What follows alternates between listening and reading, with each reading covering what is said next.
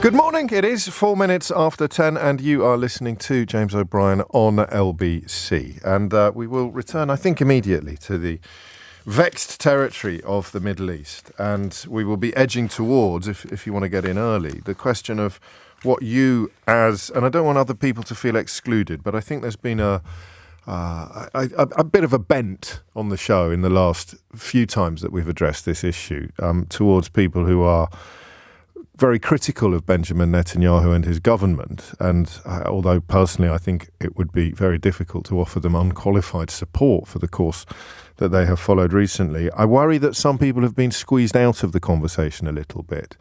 And those would be people who are passionately concerned about the future of Israel itself, and their answer to the question of what Benjamin Netanyahu should do was somewhat missing from yesterday's programme and much of the conversation that I have witnessed. So I'm going to try that in a moment. It may not work. You may not have the appetite to contribute. But the constituency of people I describe used to be an absolute staple of LBC phone-ins.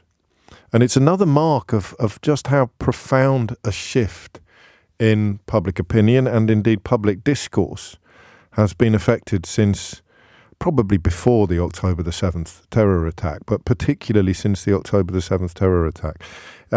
It wasn't helped, of course, by the clumsiness of the last Labour leadership, but the conflation of criticism of Israel with anti-Semitism appears to be in abeyance. So that there seems to be a deeper understanding that it is quite possible to do one without even flirting with the idea of doing the other, and that's a change, and in a way it's bad news and good news for people committed to the nation of Israel. It's bad news and good news. It's bad news because it means the conversation becomes a little more detailed and a little more nuanced. I read in one newspaper this morning a description of a graffito that says think about Gaza as a graffito.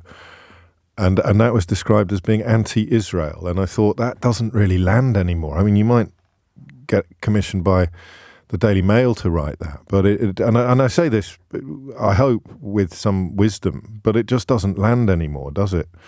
The idea that the simple reminder to think about Gaza at this moment, when famine is imminent and deaths are already running into the tens of thousands, is somehow an anti-Israel comment. That I think would have gone almost unnoticed 12 months ago, whereas now I'm afraid it sticks out like a sore thumb as a silly attempt to conflate one phenomenon with another. It is 7 minutes after 10. So I've explained to you repeatedly, and I know it's a bit like banging your head against a brick wall sometimes, and I know that some people find it quite an obnoxious position, or at least an unsustainable position. But for me, very personally, the state of Israel and its unique status on the world stage is intrinsically linked to what happened in Europe, in continental Europe, in the 1940s. And I know that the moves towards founding a homeland, I know that the foundations of the modern state of Israel were laid before the Holocaust, but the Holocaust necessitated, in the eyes of the world, or in the eyes of the Allies, in the eyes of the victors in the Second World War, it necessitated the creation of a safe, what we would call these days, a safe space, a safe haven. And to be committed to that, even now, is to me both the humane and the humanitarian position. I am familiar with the history of the area. I am familiar with the removal of people who were living there at the time. I do not think this is a binary issue. The idea that was somehow justifiable is not something I can necessarily support. I wish it could have been undertaken in a more equitable manner. The phrase that always stings most for me is the question or the line I read by one of the key politicians of the era who talked about a land without a people for a people without a land. Now, had that been completely true, then we wouldn't today be contemplating the slim possibility of World War III kicking off in that land, or in that region, because it wasn't a land without a people. It was a people without a land, but it wasn't a land without a people. So 9 minutes after 10 is the time. So what do you want Benjamin Netanyahu to do? What do you, as somebody who is, perhaps as a consequence of what I've just described, and remember, what I've just described is the product not just of the Holocaust, but of generational trauma, of persecution and pogrom, and centuries, if you like, of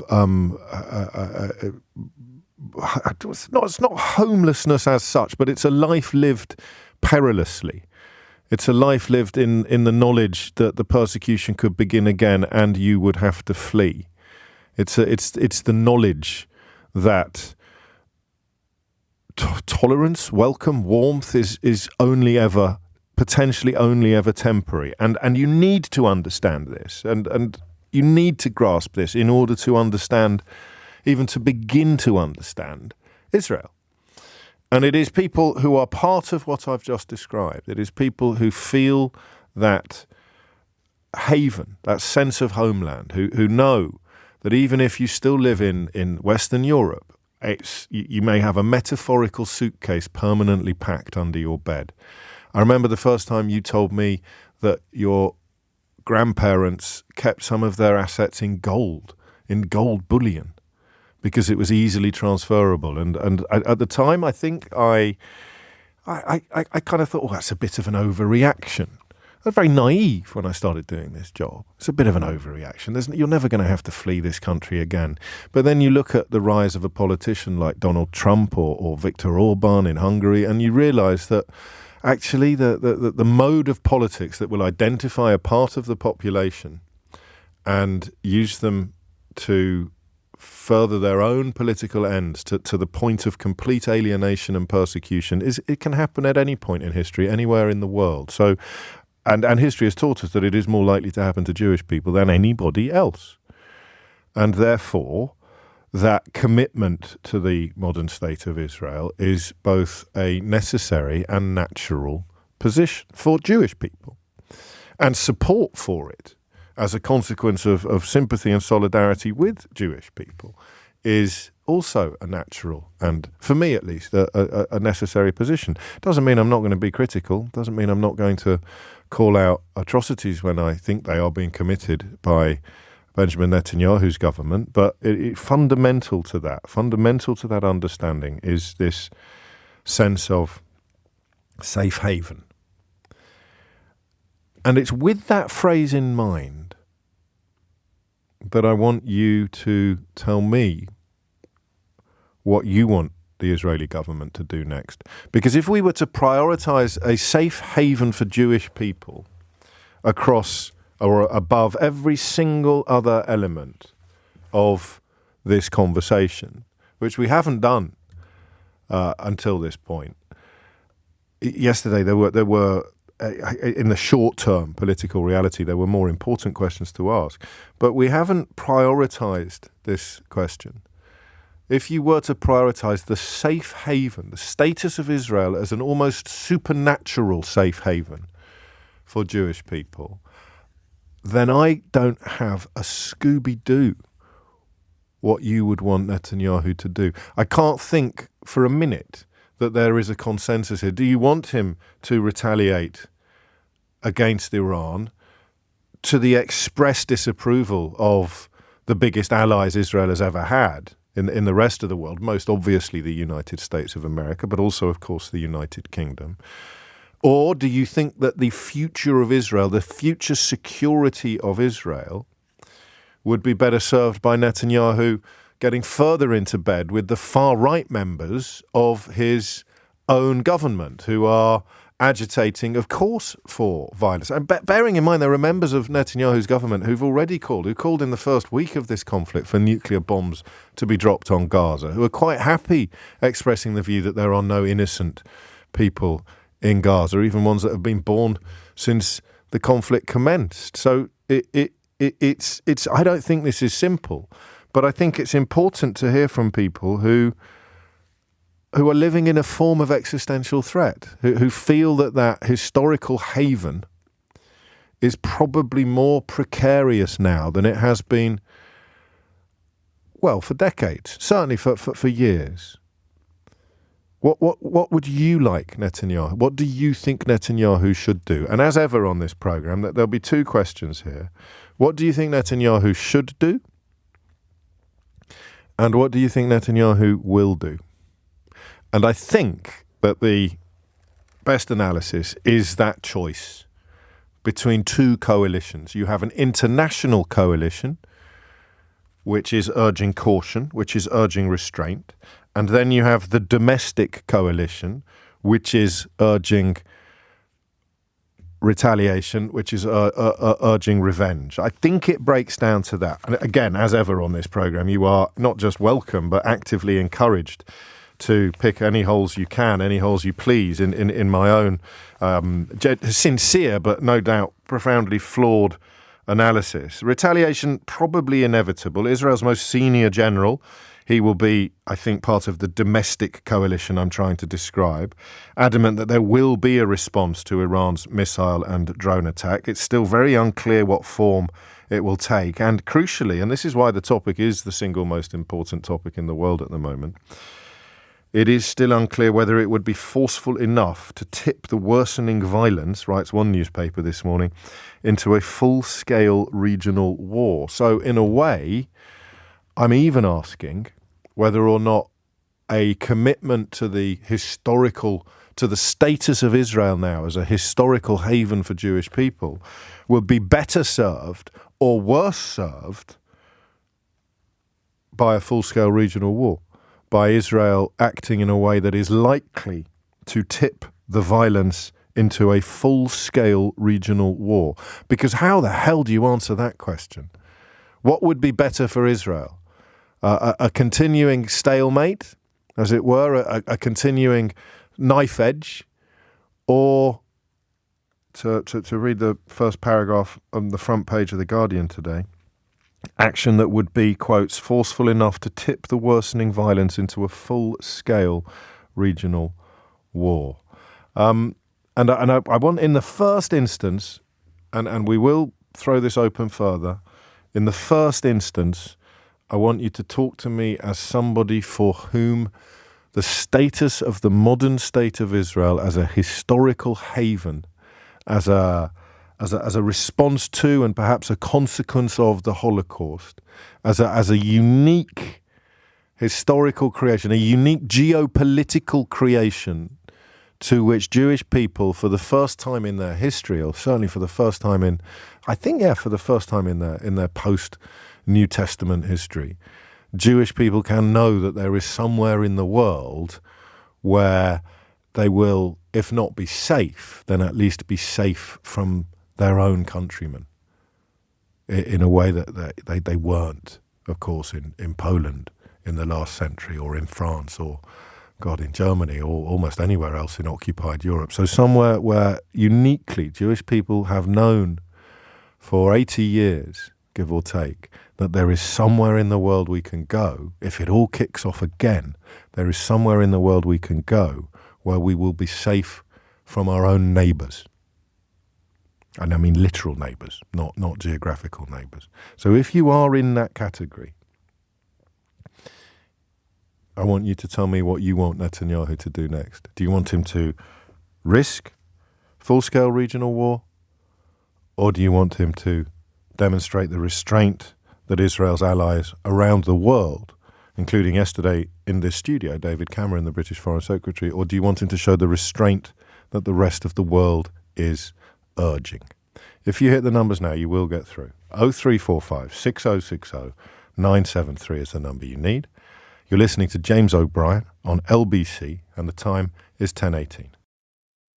It is 21 minutes after 10, and you are listening to James O'Brien on LBC, where as the world urges Benjamin Netanyahu to show restraint, to stay his hand, and his most senior general says that a response, a retaliation is inevitable, but it is unclear what that retaliation would be. How do you, as somebody for whom the survival of the modern state of Israel is a matter of personal existential angst, how do you want the Israeli Prime Minister to behave?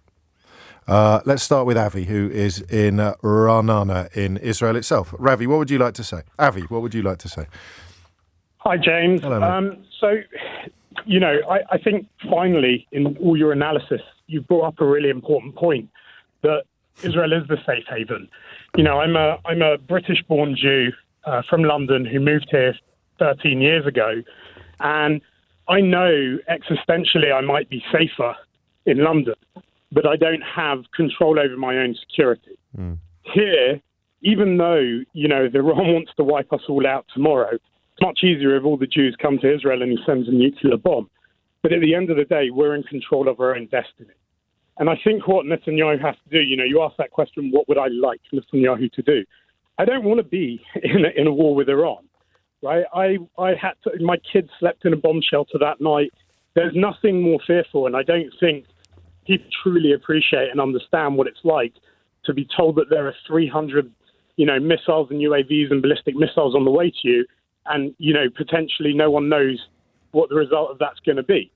I think Netanyahu should have attacked immediately at the same time, so Iran can't just say, okay, we're done now, we threw our punch, we're done. That's not how this part of the world works. I think you have to project strength. We have to show the world, yes, you can ask us for restraint, but what guarantees do we have? And you're going to argue, well, we're the warmongers here, but at the end of the day... No, I'm not. Don't tell me what I'm going to argue. I mean, just pause for a moment to reflect upon what you've already said, because you have rendered the Iranian response to the attack upon the consulate in Damascus both necessary and right under your own analysis of how that part, in your own words, how that part of the world works. Well, I think the attack on the consulate, I think you have to look at in context as well. So you're talking about an attack that was not on the embassy. It was on the IRGC building next to it, which was being run by the military. You heard what Keir Starmer... Which was being used to plan further attacks on us. Yes. So the Iranian attacks upon military positions in Israel were okay then? Well, I think if you want to start a war, yes. No, but Israel attacked under your analysis. I mean, the distinction between the consulate building and the neighbouring building is, for some people, it's moot. But as Keir Starmer pointed, I'm not sure why you're focusing on that point, though. Well, because proven. Yes, go on. James, it's clearly proven that the October 7th massacres were funded, directed by Iran. It's clear that Iran is... It's clear that Iran is a supporter of Hamas. But I was just... and we'll continue with your broader analysis. I was just pointing out that your phrase, that is how things have to be done in that part of the world, could equally apply to Iran responding to the attack on their territory in Damascus, as it could to Israel responding to the attack upon their territory in Israel. So... I don't want to say convince me or persuade me, because that trivializes the broader conversation. But explain to me why risking, I have to say, a full-scale regional war. That phrase is now being bandied about quite casually in all of the analysis. Why you think risking a full-scale regional war would serve your need and desire, your right even, to safety better than restraint? Well, you have a country in Iran being run by Islamic fundamentalists who are sworn to the destruction of Israel, who have been stating this and working actively towards it for the last 30 years. Yes. So my question is, what better serves my safety? To continue that until they have nuclear weapons, or to say, yeah, it's going to be really, really terrible. I'm going to have to live through a war. You've gone a little further. I have 4 children here. No, I hear don't you. want to live through a war, right? I don't want to live through a war. But I also know as a Jew, and I've seen my history over the last 2,000 years, and I've walked through the camps of Auschwitz. I know how this ends. I know how this ends if we don't stand up and fight for ourselves. I know how it ends when the world turns around and says, yeah, you know what, we'll look after you. It didn't happen 75 years ago in living memory. My grandmother, who had to escape on the Kinder transport, always turned around to me and said, better the world tells us to tells us off after we defend ourselves. But we can't live by those guarantees anymore. So no, hang on. Are we going to hang around until Iran has a nuclear weapon? I don't know. I mean that is a very, very powerful point that you make. So but you've gone a little further than I understood when you said that Netanyahu should have responded immediately. You want Israel to declare war on Iran and seek the annihilation of the ruling regime in Tehran. And I have to remind you, Avi. Hang on. Hang on. I have to remind you of the civilian casualties that would obviously entail. But that's what you want. No, that's not what I want. Sorry, carry on. I don't want a regional war. I want the Iranian people to stand up and get rid of the Ayatollah. Yeah, but the question is, what do you want Netanyahu to do? The question is, what do you want Benjamin Netanyahu to do, not what do you want the Iranian people to do? The Iranian people who, of course, in the main, are both opposed to and repressed by the regime of the Ayatollahs. But that's not the phone-in. The phone-in today is, what do you, as someone who fits perfectly the caucus of people I want to hear from first today, what do you want your Prime Minister to do? I want him to ensure that he does everything he possibly can. I mean actions, things we can measure and describe, not wishes, but actions. I think that he uses the international pressure to impose every single sanction possible on Iran. But the international pressure at the moment is urging restraint from him. So what do you want him to do? In the context of the response to the attack this weekend, when the general says there will be a retaliation, but it remains unclear what form the retaliation would take, and it remains unclear whether or not it would be forceful enough to tip the worsening violence into a full-scale regional war, what do you want that retaliation to look like, to be? I want it to set back the nuclear program in Iran. So what would that involve, Avi? I feel like we're dancing on pinheads here. What do you want them to blow up or attack or nothing, something, anything? I don't know the military options available, but what I do know is that unless the world can give us proper guarantee that instead of Biden sending $9 billion, right, which he did to the Ayatollahs just before October 7th, you know, there's an incredible Economist article from September. I am kind of really clear about what I'm asking today, and I fully accept that you say you're not really qualified to answer it. But I also sense there's a reluctance, perhaps, to speak in slightly vaguer terms. I mean, you do, because you said, I wish Netanyahu had attacked Iran straight away, which would be a declaration of war, wouldn't it? Well, how is sending 300 UAVs and ballistic missiles not a declaration of war? Well, because as Iran has sought to explain, and you can agree with them or disagree with them, that it was a sort of muscle-flexing exercise that killed precisely nobody. And it only precisely killed nobody through basically an incredible defence that no one knew would happen. Well, hang on, and the 72-hour warning. If we destroy the nuclear reactor, but I wanted to learn from you today. Injure anyone? Is that not a declaration of war? Then that's fine. That's great. Yeah, yes. I'd like us to have but as you said yourself, none of us know how feasible that is. I mean, as a general rule, blowing up nuclear reactors is quite hazardous, I think. Yeah, but I hear you. So we're not going to reach a point. We're not going to reach a point where you can say, "I want him to do," and that probably highlights the difficulty that the government has in defining or describing what retaliation would actually look like. But if it is another round of cyber attacks or assassinations, that won't be enough for you. You want something more substantive than that. You want something that damages the capability of Iran to inflict real damage on Israel. I think right now what we're doing if we do nothing is the same as what we've been doing with Hamas for the last 10 years, and we saw how that ended on October 7th. Yes, I know not what, but it must be the terror of the earth, as King Lear might put it. I think we need something that serves two purposes. One, reminds the region that we're not the punching bag.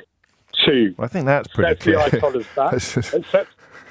Sets the Ayatollahs back to the point where the people of Iran can start the uprising that they need. And three, has the global consequences on that. And this would involve Netanyahu ignoring the global pressure for restraint. And that is a risk, I suppose, although history teaches us that the support might be temporarily diminished, but it would never disappear altogether. Thank you, Avi. 10:31 is the time. You're listening to James O'Brien on LBC. Amelia Cox is here now with your headlines. 10:35 is the time. If you're new to the programme, I do this occasionally just to highlight the difficulty of the conversation from my point of view.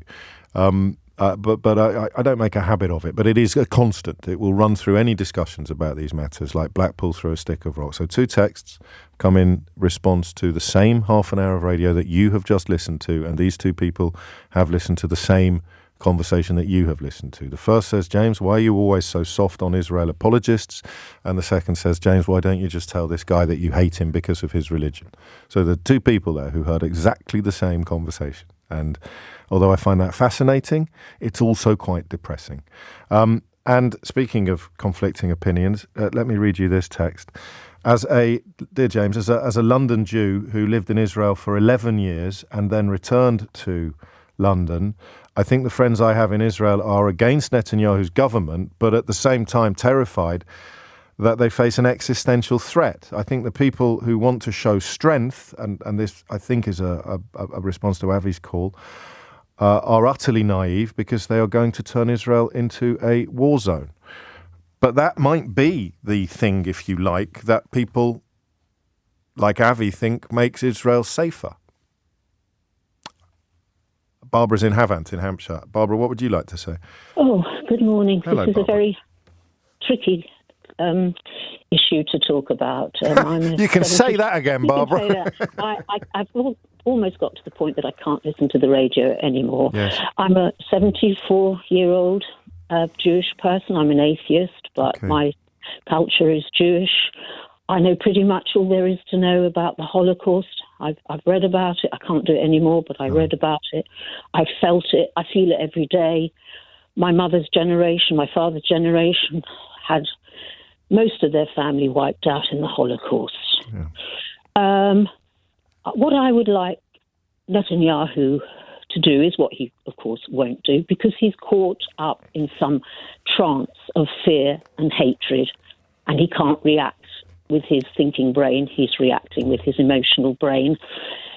I would like him to explain that there is no security for Israel. There is no safe haven for Jews in Israel unless there is a safe haven for the other party involved historically in that part of the world, and that is the Palestinians. Most of what I dismay to see grown-ups, Netanyahu, the guys in Iran, the guys at Hamas, behaving like 2-year-olds, stamping their feet, can't get what they want. I'll do this to you. Oh, I'll do that to you, and you'll do that to me. It's so pathetic. It is pathetic. Now, I know people will say, oh, you're just naive. What do you know? Go away with your childish thoughts. But my childish thoughts won't end up in us blowing half the bloody, excuse my language, world up. No. Their childish thoughts will. We cannot. The lesson of the Holocaust is not only that the Jews should have a safe place to live. That is one of the lessons. The lesson of the Holocaust is that we don't other some other people in order for our benefit. We have to treat everybody with respect and understand their fears, their traumas. Otherwise, we will not get anywhere, and we aren't getting anywhere. We're going backwards. Now, and Netanyahu, if he were a responsible leader and not someone who's hell-bent of staying out of prison, as I understand it, on corruption charges, he would say to his people, I know what you want. You want to hit out because you've been attacked, and that is awful. But I tell you what you need, and I need, is to think, is to sit down, is to think calmly, is to try and get away from my reaction of fear and anger and try and think in the long term what is going to benefit all of us. Because until we benefit all of us, we aren't going to benefit Jews. the state of Israel will be perpetually in turmoil because it cannot. So there's a naivety then attached to the idea that Israel can bomb its way to safety, as it were. I think there is. Well, what about this, if I may? Well, thank you, Barbara. The naivety of thinking that even if a settlement for the Palestinian people was reached, even if they were to enjoy the sort of freedoms that most of the world, or certainly that we here take for granted, freedom of movement, freedom of all the freedoms that they currently lack, even if that were somehow established via a two-state solution, the dedication of the Iranian regime to the destruction of Israel would be undimmed. I mean, neither of us know either way, but you're putting your eggs in the basket that says that wouldn't. I would would think that the extremely unpleasant people also caught in their fear and trauma and nastiness who run Iran will probably continue. But if we had a better solution for Palestinians, maybe the message wouldn't get through so easily. Maybe because people were able to go about their lives. Because you could say to the Iranian warmongers or the Iranian anti-Semites, you could simply say, well, why? The Palestinian people are content now, or the settlement has been reached. So why do you remain dedicated to the destruction? Is that what you're saying? Yes, I think I am. Okay. Yeah, I think that's what I'm saying. And this just cannot go on. We cannot just have people behaving like 3-year-olds in the playground. And for me, it's like a personal thing. If you as a person are caught in fear and trauma, you need to deal with it. Otherwise, you will probably destroy yourself and good chance of destroying lots of people around you. I'm sorry to interrupt you, but there was a text that came in that I hadn't fully understood, and I wasn't sure. But you've just made it crystal clear to me. So Nick texted, I think in response to the first caller today, James, he said some nice comments about the show, but I'll spare you those. Please bear in mind that traumatised people can lose frontal cortex function. They will not be able to think as you can.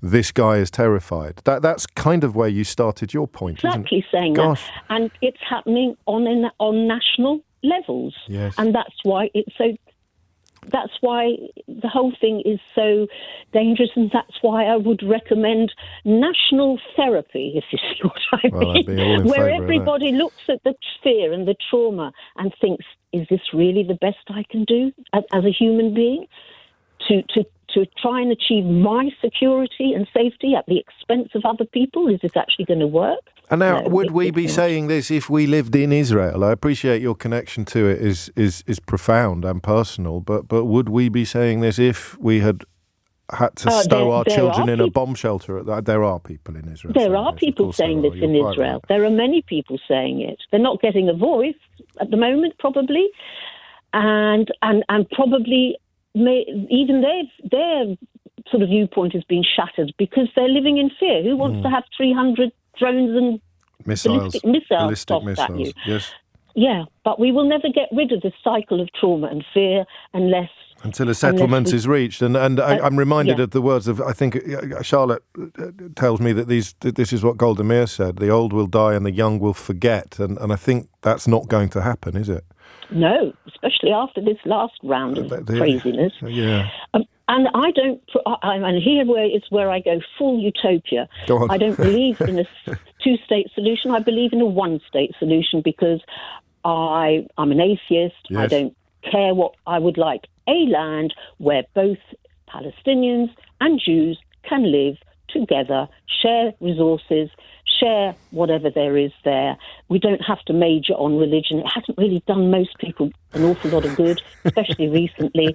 That's what I would advocate. I know it's never going to happen, but that's what Barbara would do. That's what Barbara would do. Under Barbara's glorious rule that many people listening would be quite happy to live under. I have to push back slightly at the last point because the status of the modern state of Israel as the place where Jews are safe from their neighbours is crucial to my analysis. And I know that you're being idealistic, but the history of persecution and pogrom And yes, of course, you can't separate that from the history of religion, but I don't think that is feasible, is it, against the backdrop of generational trauma? Probably not. No, probably not. But we can hope. Oh, that it were, Oh, that it were, Barbara. Oh, that it were. And I can tell you, unsurprisingly, that my inbox is overflowing with praise and admiration for your position. Except John in Godalming, who's been in touch to say, are we only going to hear from Jews today? I don't know, John, but what a strange place your mind must be to even think those words, let alone go to the trouble of writing them down and pressing send. Barbara, take care. Thank you. It's 10:45. 10:48 is the time. A tone lightener, although Barbara has brought quite a lot of light and joy into the... look, for picking me up on how to pronounce Godalming. Forgive me. I felt that the anti-Semitism on display in that text was probably more pertinent than the correct pronunciation of the locale, but nonetheless, you're quite right. These things need to be pointed out. I've got quite a good woke watch, although it involves a little bit of work, and I've got a truly extraordinary unhinged headline. I think we'll go with the unhinged headline at this point, but remind me to do the woke watch before home time as well. Unhinged headline. True British patriots have gas boilers and petrol cars. That headline has appeared in the Daily Telegraph today. I shall read it to you again. It's by someone called Jill Kirby. True British patriots have gas boilers and petrol cars. Unhinged headline. And there's a peach of a woke watch on the way as well. Donald Trump has demonstrated his anti-woke credentials in the most powerful way possible. And I will share the most incredible. I'm normally a critic of Donald Trump, but if you want someone to prove that they're anti-woke, what Donald Trump did yesterday is absolutely gold standard. And I'll share that with you shortly as well. But back to the rather more important question of what people who prioritise the future safety of Israel want the current Prime Minister of Israel to do next. And it is in response to the Iranian attack upon Israeli soil this weekend. The international community urges caution and restraint. The domestic coalition, the government that allows him to retain his grip on power even as his personal popularity diminishes, are essentially dedicated to the opposite course of action. So what do you think best serves the interests of a peaceful future for Israel? Jill's in Rugby. Jill, what would you like to say? Hi, James. Hello. Hi. Good to talk to you. Likewise. Okay, so just a bit of background. So my husband is Israeli. My kids were born there. We lived there for a long time, but lots of family there still. And so I think the question has to be more about what he needs to do rather than what we want him to do, or I want him to do, or my family want him to do. Same thing, sure, probably. But yeah, I mean, draw whatever distinction you want, Jill. Yeah. So as your first caller, I think his name's Avi, was saying, when you live in Israel and you start to understand the mindset of how things work in the Middle East, I think that's a really valid point because it's about the message that it sends to Iran. In terms of strength and power and steadfastness in their belief to secure their nation. And as your previous caller just said, that lady that was speaking, there is a collective trauma. And he is coming from an emotional point of view, but I think the whole country of Israel is coming from an emotional point of view. And I can completely relate to that and vouch for it in terms of all the people that I am connected to. I know you're not glossing over that, but you're looking at some fairly hefty generational trauma in Gaza at the moment as well, aren't you? For future generations. That was more Barbara's point, I think. Yeah, and there is that. That's not to diminish their. No, I'm not suggesting for a minute that you were. I'll get it in the neck if I don't point that out.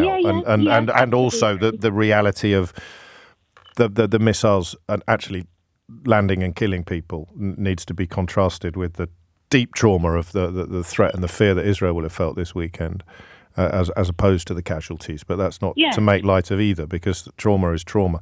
But what then, if I may push you slightly, what then do you think that response needs to look like? I think it needs to be considered. I think it needs to be precise. Well, we all think that.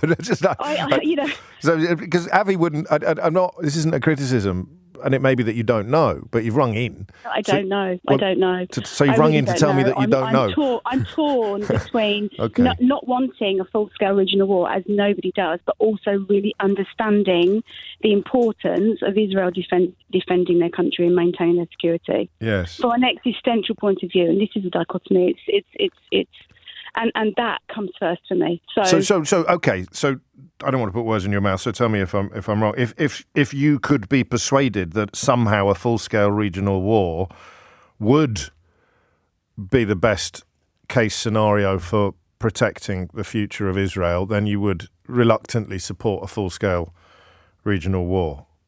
I can't say that I would. Well, I can't see how it would. If you see what I mean, because that's two callers. Two callers now who are sort of flirting with support for a much more robust response from Israel, but not demonstrating any confidence at all or being able to explain in any way how that would secure long-term safety for Israel. And then Barbara essentially saying you're never, ever, ever going to have long-term safety until you've actually dealt with the plight of the Palestinian people.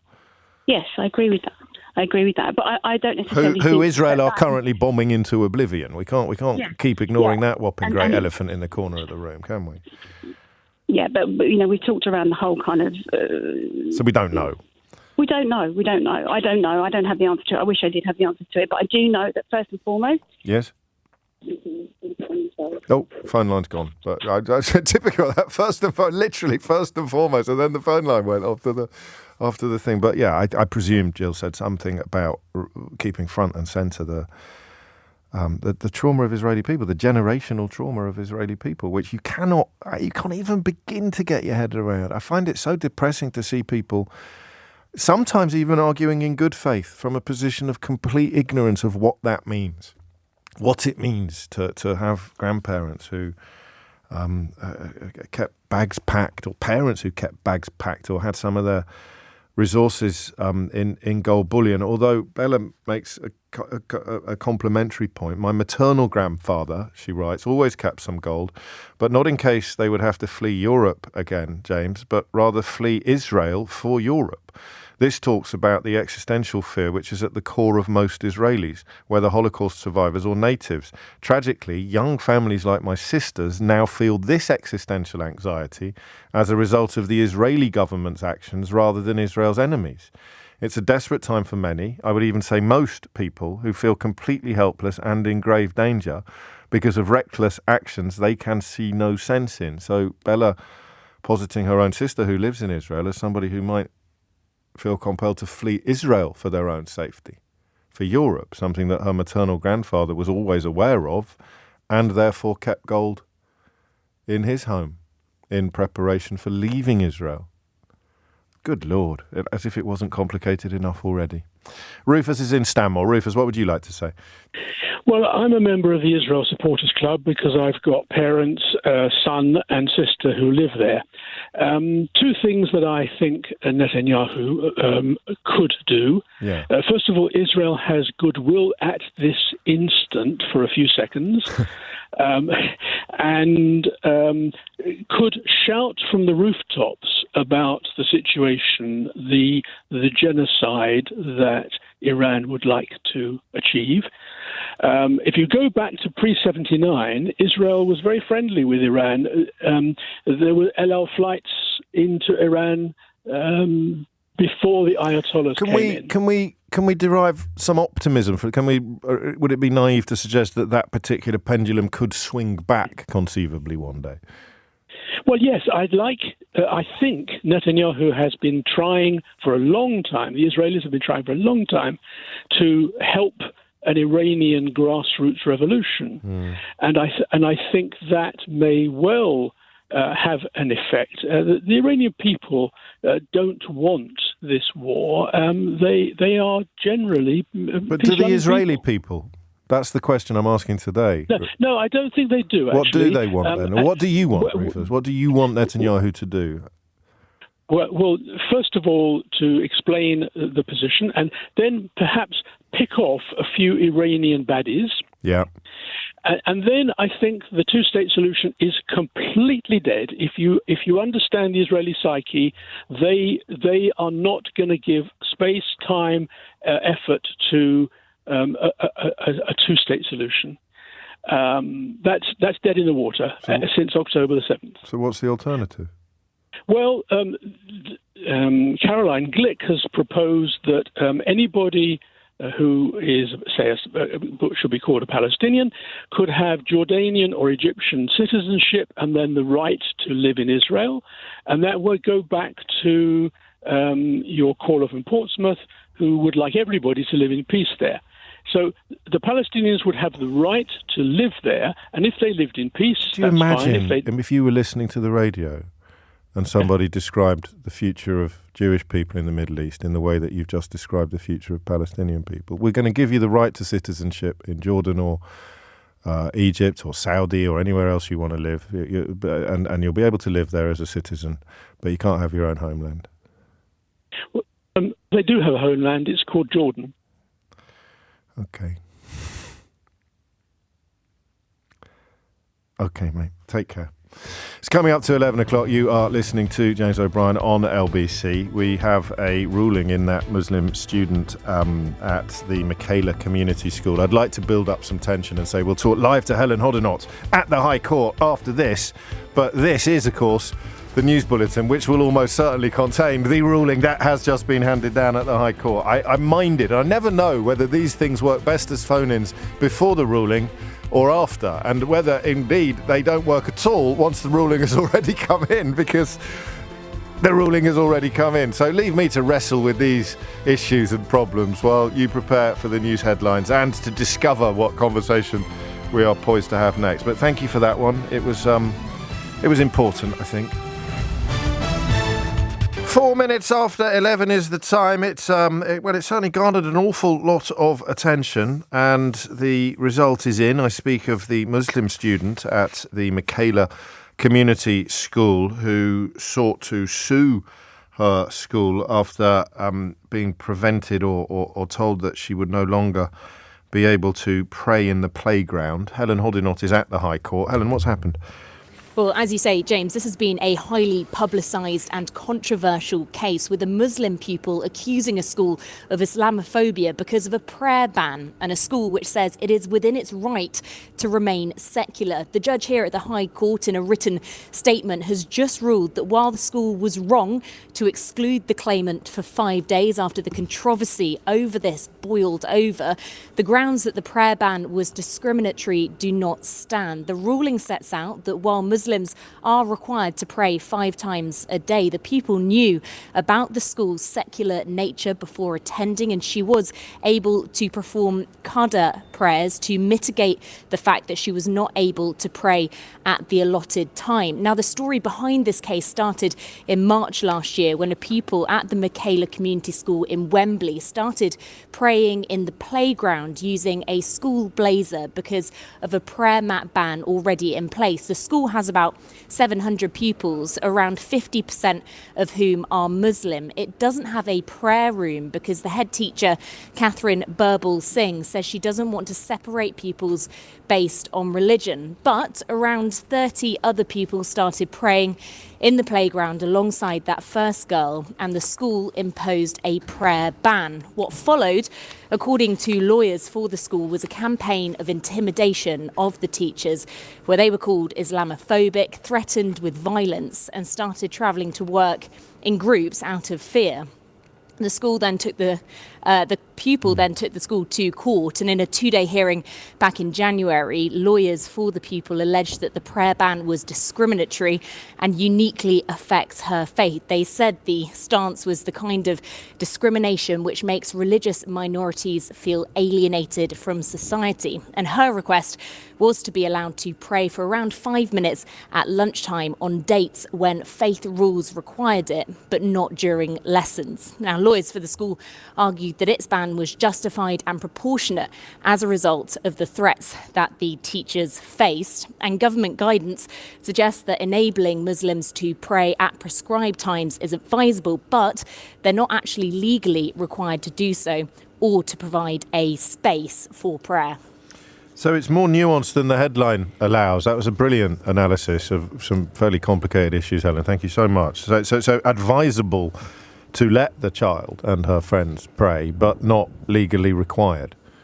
Yes, and the school already has in place things like a full vegetarian menu, because the head teacher says that she already wanted to promote a community which wasn't segregated at all by race or religion, and that this plays a part in it, and that she said it was up to their own discretion to make the school secular, and it was their right to, enforce those rules.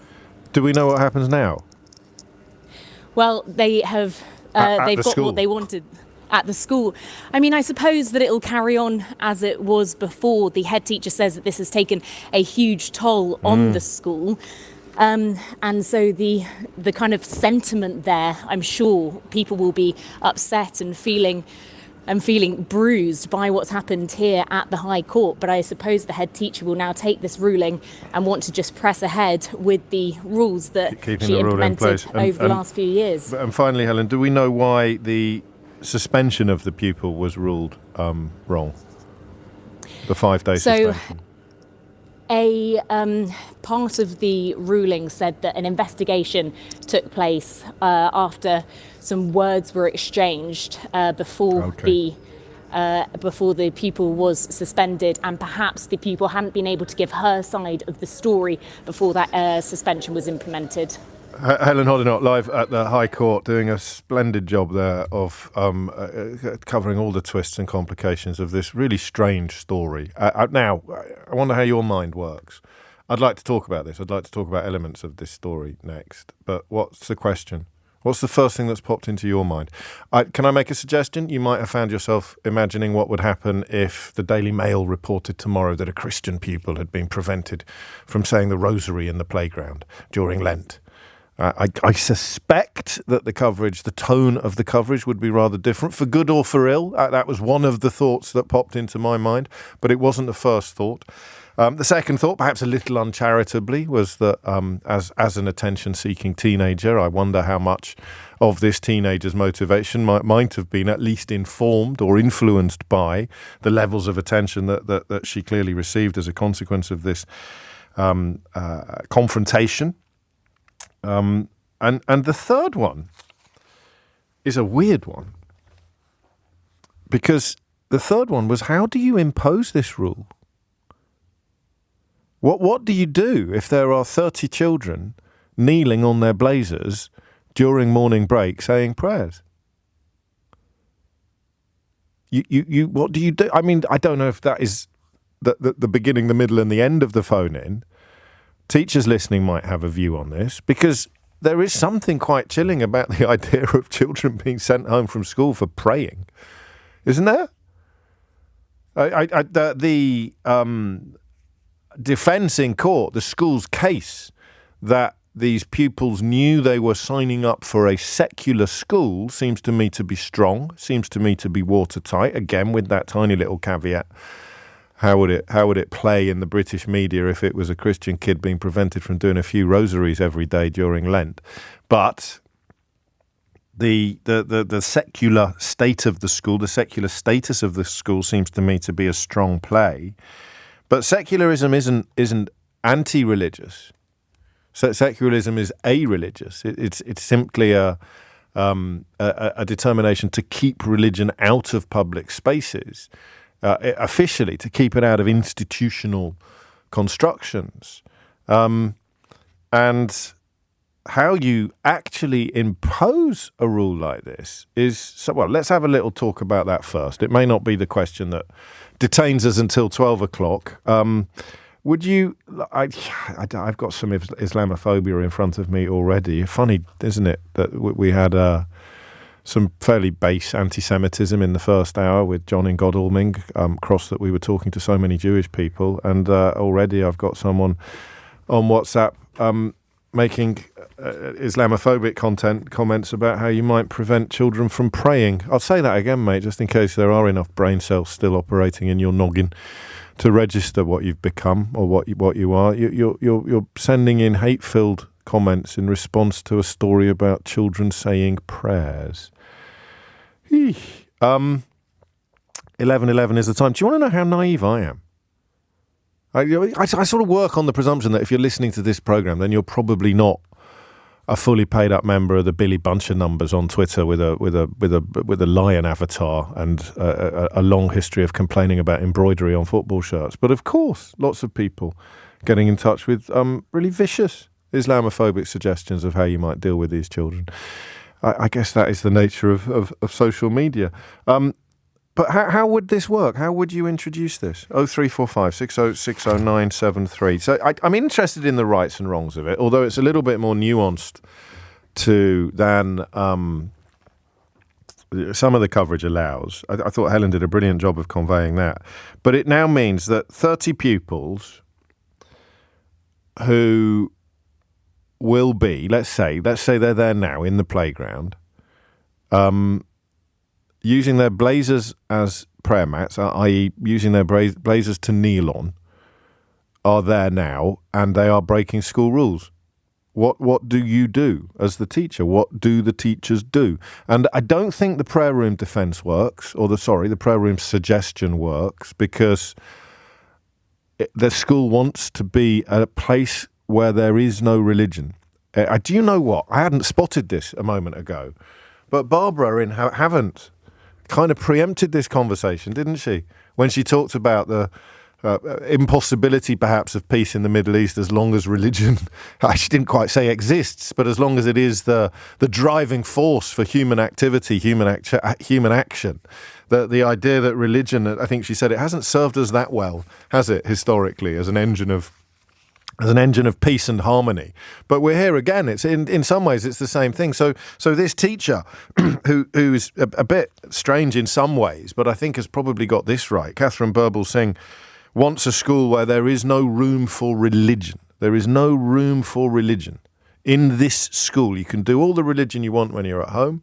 And if you want to say your prayers privately or just take a quiet moment, you can. We're not going to provide a room for it because that would be a prayer room and that would introduce institutionalized religion to the school environment. As someone who was educated by monks at a Benedictine monastic school, I'm all in favour of schools that have no room for religion at all. I'm not just because some of the men that were masquerading as religious during my school days were child sex abusers and vicious men of the worst imaginable kind. Even the good men that were there, and there were some, even the good men that were there, I would say this sort of school shouldn't really exist anymore in the 21st century. And we didn't have particular levels of indoctrination. They were a little bit weird about abortion and contraception, but that was the 1980s. I presume they've moved on a bit now. So I do, as someone who, goes through periods of having faith and then not having it again, I don't want schools to have institutional religion on campus. But equally, I'm a big believer in freedom. Freedom of expression, freedom of speech, freedom of assembly, freedom of religion. You don't have, school's probably the place where your freedoms were more curtailed than they were at any other point in your life. Freedom of not going to maths, for example, is not a freedom that most schools respect. Freedom of not having to play rugby when it's snowing was not a freedom that was respected at my school. But the tension between those two positions, I like the idea of a school that manages to remove religion from the curriculum, from the campus. And I also like certainly freedom of expression, and prayer is an expression. So those two phenomena have just crashed headlong into each other, which is why it ends up in the High Court. This is where you need the wisdom of Solomon, or at least a High Court judge. So what prevails? Freedom of expression or freedom of no religion, secularism? And the judge has come down on the side of secularism. I like it, but what I don't know is how the school handles this now. So come at this from whatever angle you want. 0345 6060973 is the number that you need. I'm interested in the first instance of how you think the school should impose this rule. Because I've got images of kids being hauled up by their shoulders and sort of dragged across the playground for the crime of praying. It's a weird one, isn't it? Let's see if we can reach parts, as we routinely try to do every hour, and indeed as we did on the on the last hour of this programme, we can reach parts that other radio programmes can only dream of. It's 11:17. The number you need is 0345 6060 973. It is 19 minutes after 11, and I kind of like this as a rule. You can't pray at school, but how the hell do you implement the rule? This, if you're just joining us, is in response to the High Court ruling in the last few minutes that the Michaela Community School in North London was perfectly within its rights to ban a pupil from praying at school. It's a little more complicated than that, but you'll have to pick up the pieces as we go. If you've just tuned in, I explained it all. Or I suppose you can use pause and rewind, can't you, on catch-up. Mark's in Leek in Staffordshire. Mark, what do you reckon? Well, as I was saying to your producers, or one of your producers, I was brought up as a Christian. I wouldn't say indoctrinated, but I was pushed through confirmation. But then now, I think, I look at my kids. I was talking to you last week, by the way, about hugging. Oh, yeah, I remember. Yes, of course. Go on. But no, I don't think religion should form part of any kind of child's education. I think I'm in agreement with you, so you're not going to have a row with me. But it starts at home. It starts. How do you implement this rule? That's an interesting one. It is, isn't it? Yeah. I mean, well, you're getting back to religion. I think it's just a case of every school is secular. Yeah, you're not answering my question. No, I know. The rule is in place now. There's 30 kids kneeling on their blazers in the corner of the playground, and your job as the teacher is to stop them. What are you going to do? I think you've got to stop them. You've got to talk to the parents. Sorry, you've got to talk. Yeah, sorry, you've got to talk to the parents. You've got to explain. Parents approve. Parents approve. Parents approve of that. Of the praying. No. Parents want. I want my children to pray. What's wrong with praying, you heathen? That's what the parents. That's what the parents say. Yeah, but not in school. School's about education. Yeah, but hang on. You're saying you've got to talk to. I've told you what happens when you talk to the parents. So the ball's back in your park now. How are you going to implement this rule in the playground? You just do. It's literally. You just do. What is this? You're 50-odd years old, man. You can't just say that. No, that's like thanks for that. You'll be saying I'm because I say so. you. You'll be saying because I say so. I remember your age from the conversation we had about hugging. There's 30 kids over there kneeling on their blazers. They are not allowed to. What are you going to do? What do you think? I've listened to you. What do you think? Get knotted. No, have it. It doesn't work like that, mate. I haven't got a Scooby-Doo. That's why we're having a phone in. In fact, Mark, how much would you bet that no one can answer this question between now and 12 noon? I would bet absolutely nothing. Really? But I think no. I'd bet £1 million. Yeah, I was going to say, make your mind up. I don't think you can. I mean, the school will obviously have to do something, but what, suspensions? And then they come back. I mean, kids. You could imagine what I was like as a schoolboy. I was like, I don't know if you've seen If, the Lindsay Anderson film, the Malcolm McDowell character in it. I'd love to think I was like that. In my own mind, I was. I rebel against anything like James Dean in Rebel About a Cause. What are you rebelling against? What have you got? What are you rebelling against? What have you got? So this would be like amazing. I'd think I was a cross between Che Guevara and Mahatma Gandhi on this one. You think I'm going and I come back, I've been suspended for a week, first day back, everyone's watching in the playground, I march into the corner of the playground, I take my blazer off, I fold it up, I stick it on the ground and I kneel down again. You can't get expelled, or can you? And then you're in a country where you're expelling children from school for saying their prayers. That's some distance from Christopher Robin, isn't it? What's the line? What's the Christopher Robin line? It'll come to me in a moment. Thank you, Mark. Kim's in Leeds. Kim, what do you reckon? I'm actually a religious education teacher and have been for 16 years. So I come from a place of inclusivity. I think we should learn about and from faith. Yes. And under the 1944 Education Act, the school will have an obligation to cover all world faiths. Yes, but that's teaching. That's a lesson. That's a teaching about religion. That's not practicing religion. Exactly. Yeah. So the school is secular. They've made that abundantly clear. They've got an inclusive vegetarian menu. Fantastic. We're also not picking up on the fact that the head teacher's surname is Singh. So they are already of the Sikh faith. So that's their heritage with that surname. Yes. I think it's really important that they're trying to be inclusive, which actually recognises equality. So what they've said is that prayer should be a private practice. Yes. Now, because I'm a faith teacher, I teach all the world faith. This young person will know the hadith, they'll know their faith, They understand the 5 pillars, and they know full well that there is gaps in the day where they can make up the prayers for their obligations. Both Shia and Sunni Muslims will know this. And my perspective as an educator and from their understanding of their faith is that this young person is being disruptive. And also, they're kneeling on their blazer. Their parents, they're not cheap. That'll be 50-odd quid. This is it. They're A doing teacher this. speaks. Yeah. So what's happening is they're like, don't bring your prayer mats in. They know the Islamic faith will give them an opportunity to catch up on their prayers elsewhere. But what if it did? I'm not being devil's advocate. Do you know what I nearly asked you then a minute ago? It's so childish. When you said I teach all the faiths, I wanted to say, what's your favourite? But that's how wars start. So don't answer that question, whatever you do. But what if the faith didn't accommodate what you describe? What if there was, then you wouldn't sign up for that school in the first place, would you? And you'd tell them when you go, so sorry, if you need to pray every day at a given time in company while kneeling on your blazers, then this is not the school for you. But that would be religious discrimination. It would be, but by acknowledging it, they do have World Faith Days. They have an obligation to mark certain periods and obviously give people, religious observance in the same way that we have for our employment. I think what's happened here is that this young person wants to practice their prayers. They can do it quietly elsewhere without causing a scene. And I'm pretty confident if you get some Islamic persons calling, they will be like, this young person could we will. So you think this is more an act of pupil disruptiveness than it is an act of religious devoutness? I do. And I think if you're taking a step back, by no means should a child, any person, be prevented from practicing their faith. And I think it's so important that people have that opportunity to have those freedoms.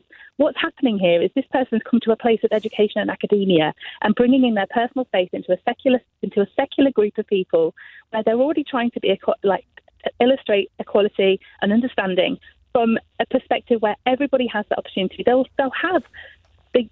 And what's happened is this one person has said, actually, I want to pray, and I'm going to pray, and I'm going to kneel on my blazer, and what I'm going to do is, because they're not allowing me to bring my prayer mat in, if any of the imams in the local area are hearing this, they'll be like, oh my goodness, this is not what we're about.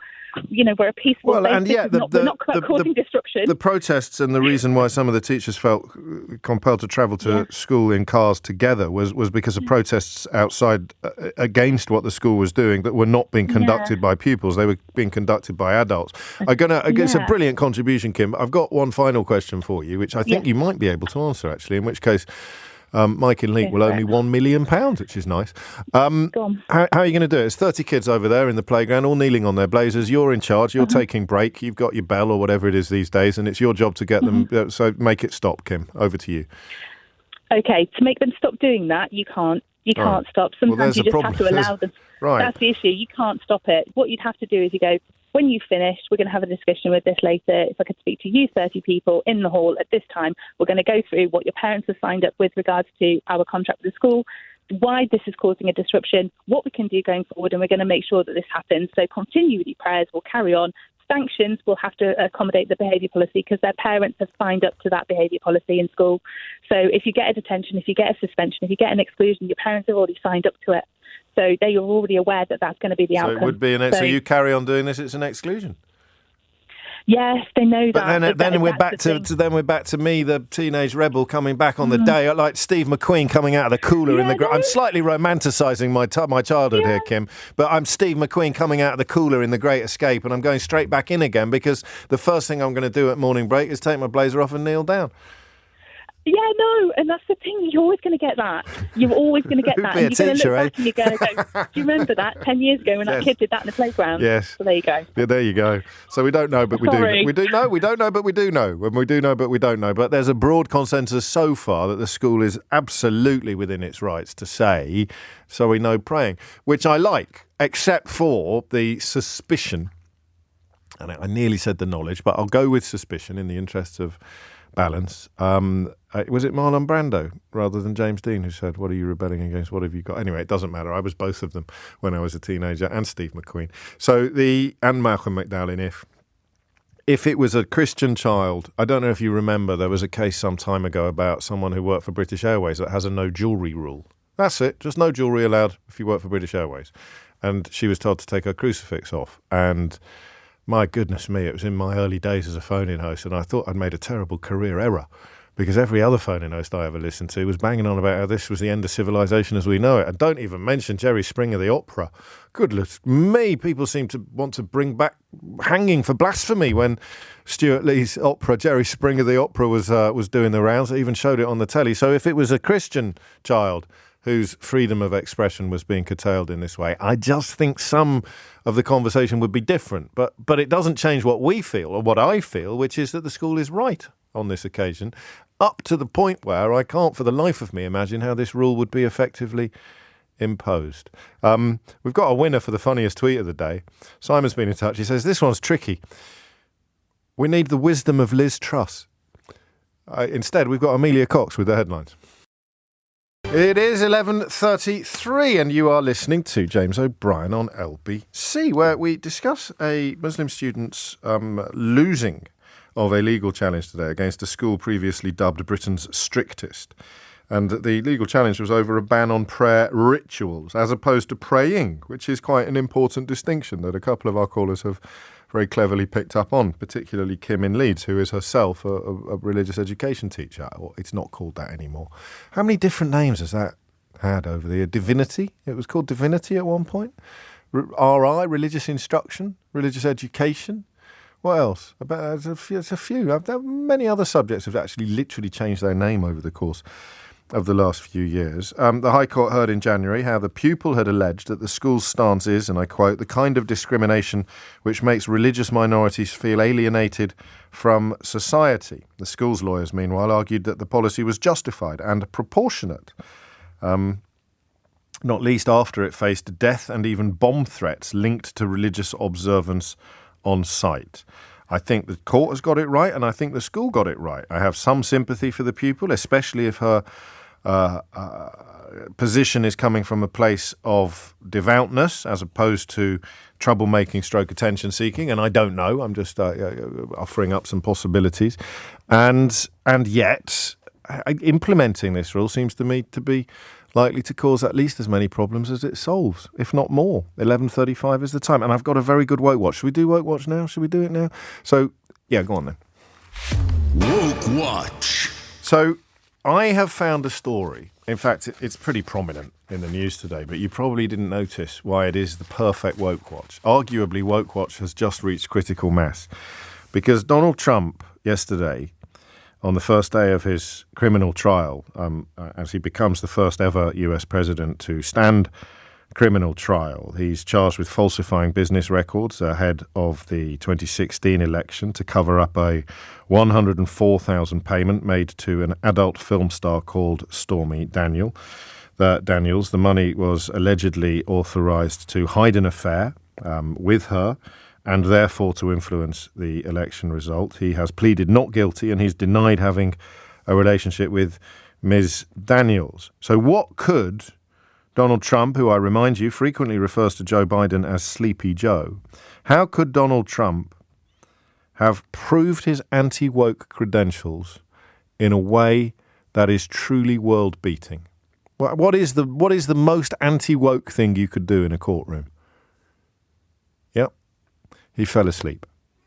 He appeared to fall asleep several hours into the case. There's photographs of him apparently nodding off, which at least minimises... Actually, I fell asleep in a courtroom once. You can actually get into trouble with the judge for doing that. I'll tell you the story another time. It's not as exciting as it sounds. But he did apparently... The New York Times reported that Mr. Trump appeared to fall asleep hours into the trial with his head drooping before he jolted awake. Oh, isn't that awful? Do you know when you do that? When you jolt away? Oh, that's terrible, isn't it?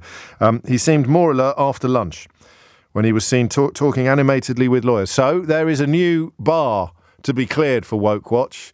If you want to prove your anti-woke credentials, there is nothing more effective than not being awake. Woke Watch. 11:37 is the time. Back to the school and the story. Sernad is in Fulham. Sernad, what would you like to say? Hi, mate. You're right. I just want to explain. my experience, and I think, like you've been saying, it's near impossible to justify how you can. Well, they're going to have to. They're going to have to. I think Kim did it all right. They'll just... I mean, what you can't stop happening is the kids coming back from suspension and then doing it all over again. You just have to hope they'll get bored at some point.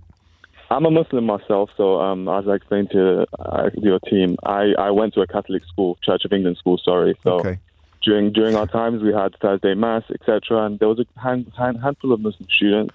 They dealt with it really well. So this school, my school, dealt with it amazingly. So we would, of course, be obliged to go to Thursday Mass because there would be no one left in the school. Sure. We was able to sit in a separate room. We'd have activities, etc. I don't want to sound uninterested, but so what? With respect, we're talking about a secular school that has no religion on the premises at all. Exactly. So I'm saying, if a school which does have a prominent religion, deals with it in this way, we was able to have an extra time where we could pray. We could. Yeah, but there's no one in this school can observe a religious ritual. You were at a Christian school that extended some tolerance or accommodation towards your different faith, but it's not, I mean, with respect, it's got absolutely nothing to do with the conversation that we're having. I'm glad that you had a happy experience at school, but we can't learn anything from that in the context of this case. For some context on the children and why they decided to do the prayer. During our month of Ramadan, from sunrise to sunfall, we have to fast. And if you do not pray, if you do not meet the 5 daily prayers, your fasts are not accepted. However, I do agree with the fact that doing it in the playground maybe was the intention of slight attention seeking, and it wasn't. And there were stories as well about some pressure being put on other Muslim pupils to join them, like kind of being told that they were not. That's exactly how I feel about it. Even as a Muslim myself, I feel like even doing that in a playground in a secular school, it will open a bit of pressure towards the other students, maybe friends of the Muslims, and maybe they'll start to think, oh, we have to do this because our friends are doing this, etc. So I feel like the only way, especially during the month of Ramadan, was to accommodate them, because there's no. But you other can way do that yourself, can't you? You can just take a quiet moment to say your prayers during Ramadan. You don't have to. No, as a Muslim, there's certain rules that we need to follow. So we need to cleanse our body. So we would also cleanse our hands, mouth, nose, etc. And then you do need to prostrate. So put your head to the ground and. Well, I don't. Then that way. I mean, children as well. Sorry. Children as well. Yeah, children. Well, not children. Above the age of 12, it is obligatory to pray. So then we come back to the rules of the school, which, you know, if you are needing to observe that, this is not the school for you, because we don't. I mean, that is literally one of the founding principles of the school, is that we don't have religious rituals here. So you say to the parents, you do realise that they won't be able to 100%. Observe, and then we're back to where we started, aren't we? I think it's being labelled as discrimination by a lot of Muslims. I don't think it is. No, I don't either. I think the way to deal with this, I think where it becomes discrimination is exclusion and suspension. That I think becomes. Well, then you lead me to the question that I was going to ask you anyway, which is how on earth do you implement this rule then? You can't. You can't, because we're. Well, you can, except that you won't go to the place where you could, which is suspension or detention. What about detention? Is that okay? No, it's not okay, because you're saying you're being punished for praying. Because the reason. Yeah, but what if they were doing something else? You know, I mean, I'm not trivialising your faith. Well, I am actually I am trivialising your faith, because I'm going to compare it to a fidget spinner. But it's all faiths, right? When my kids were at primary school, they banned fidget spinners. Do you know what a fidget spinner is, Sir Ned? Of course I know what a fidget spinner is. Well, don't you say that. There'll be people listening who are going to have to look at it. So my children's primary school banned fidget spinners. So what's the difference? So you know, there are 30 kids over in the corner. It's a way of life. They're spinning their fidgets, or whatever the correct verb is. They're fidget spinning, and the teachers they're going to punish it. If you don't put your fidget spinners away, you're going into detention. I don't think you can compare a fidget spinner and a religion and a faith. No, you can compare 30 people convening in a playground to do something that's not allowed with 30 people convening in a playground to do something that's not allowed. Of course you can compare the two. Of course, but something like a fidget spinner is something that these students think they're doing this for. Like, I can't even argue. I don't know how to argue a fidget spinner and religion. I didn't think I would ever be asked that in my entire life. No. Well, I don't think you ever will be again, actually, Sir Ned. But the point stands is that I'm asking how the school will impose this rule, and I'm now wondering whether it's actually any different to any other rule. So you might be the religious rebel, you might be the prayer rebel. And over there, it's the fidget spinner rebel. You know, so Spartacus, the fidget spinner Spartacus, is over in that corner, refusing to give up. You'll be like Charlton Heston. You take this fidget spinner from my cold, dead hand. And we need to be careful, especially at a secular school, not to give religion the status or even, to coin a phrase, the reverence, of course, that many religious people demand for their religion. That's a secular school. If you don't like it, go to a school that's not secular. That sounds brutal, but I can't see another way through this. Terry's in Prestatyn. Terry, what would you like to say? Good morning, James. Hello. It's a pleasure to speak to you. Likewise. In Wales, my children go to a school that has mandatory prayer. All state schools in Wales have a mandatory moment of prayer or worship. Yeah. I'm an atheist. If I could send my children to a secular school, I would. Right. But I can't. We obey the rules. It's the same as any rule, whether it's uniform or time off for holiday. I think if you send your children to a school that has these rules, then you've got to obey the rules. Simple. Well, but that's not the question. The question is, how do you impose this rule? You'd impose it like you impose any rule, whether it's a uniform or I would. The phone line, mate. The phone line's gone all crackly. I don't know whether you've misunderstood the story or whether I've misunderstood you, but everyone's saying the rule's a great idea. We're just asking how you're going to actually implement it. And it's not like uniforms and other rules, because if this was a Christian kid being prevented from doing 10 rosaries every day during Lent, I'm pretty sure standing in the corner doing them out loud as opposed to just sort of quietly making the act of devotion privately and unostentatiously, you'd have two quite different things going on. But yeah, I mean, the attraction of a secular school, you're denied it. I guess many parents don't live near schools where secular is an option. There is no earthly way that the children at this school wouldn't be able to find a place where they could go and observe their religious rituals, i.e. in a prayer room. It's 11:45. It's 11:48. You're listening to James O'Brien on LBC. Not quite sure. Blanche is not happy. Blanche has been in touch to say, wow, what a pathetic woke watch. Do you know what, Blanche? I take your point. It was a bit left field, wasn't it? Trying to use the fact that Donald Trump fell asleep in court, as in wasn't woke. And yeah, it was more of a wake watch, Keith says. But well, woke and wake, it's the same thing, really. It's the same verb, isn't it? If awoke, awake, I awoke. But I take your point, Blanche. But, you know, I'm an adventurous man and a creative presenter. We're just normal men. I'm just a normal man. I'm just a creative. I just thought, you know, push the envelope. Blanche, no? Push the envelope a bit. But if it didn't work, it didn't work. There's no need to be mean. 11:49 is the time. How do you impose a rule like this? How do you solve a problem like Maria? And speaking of films,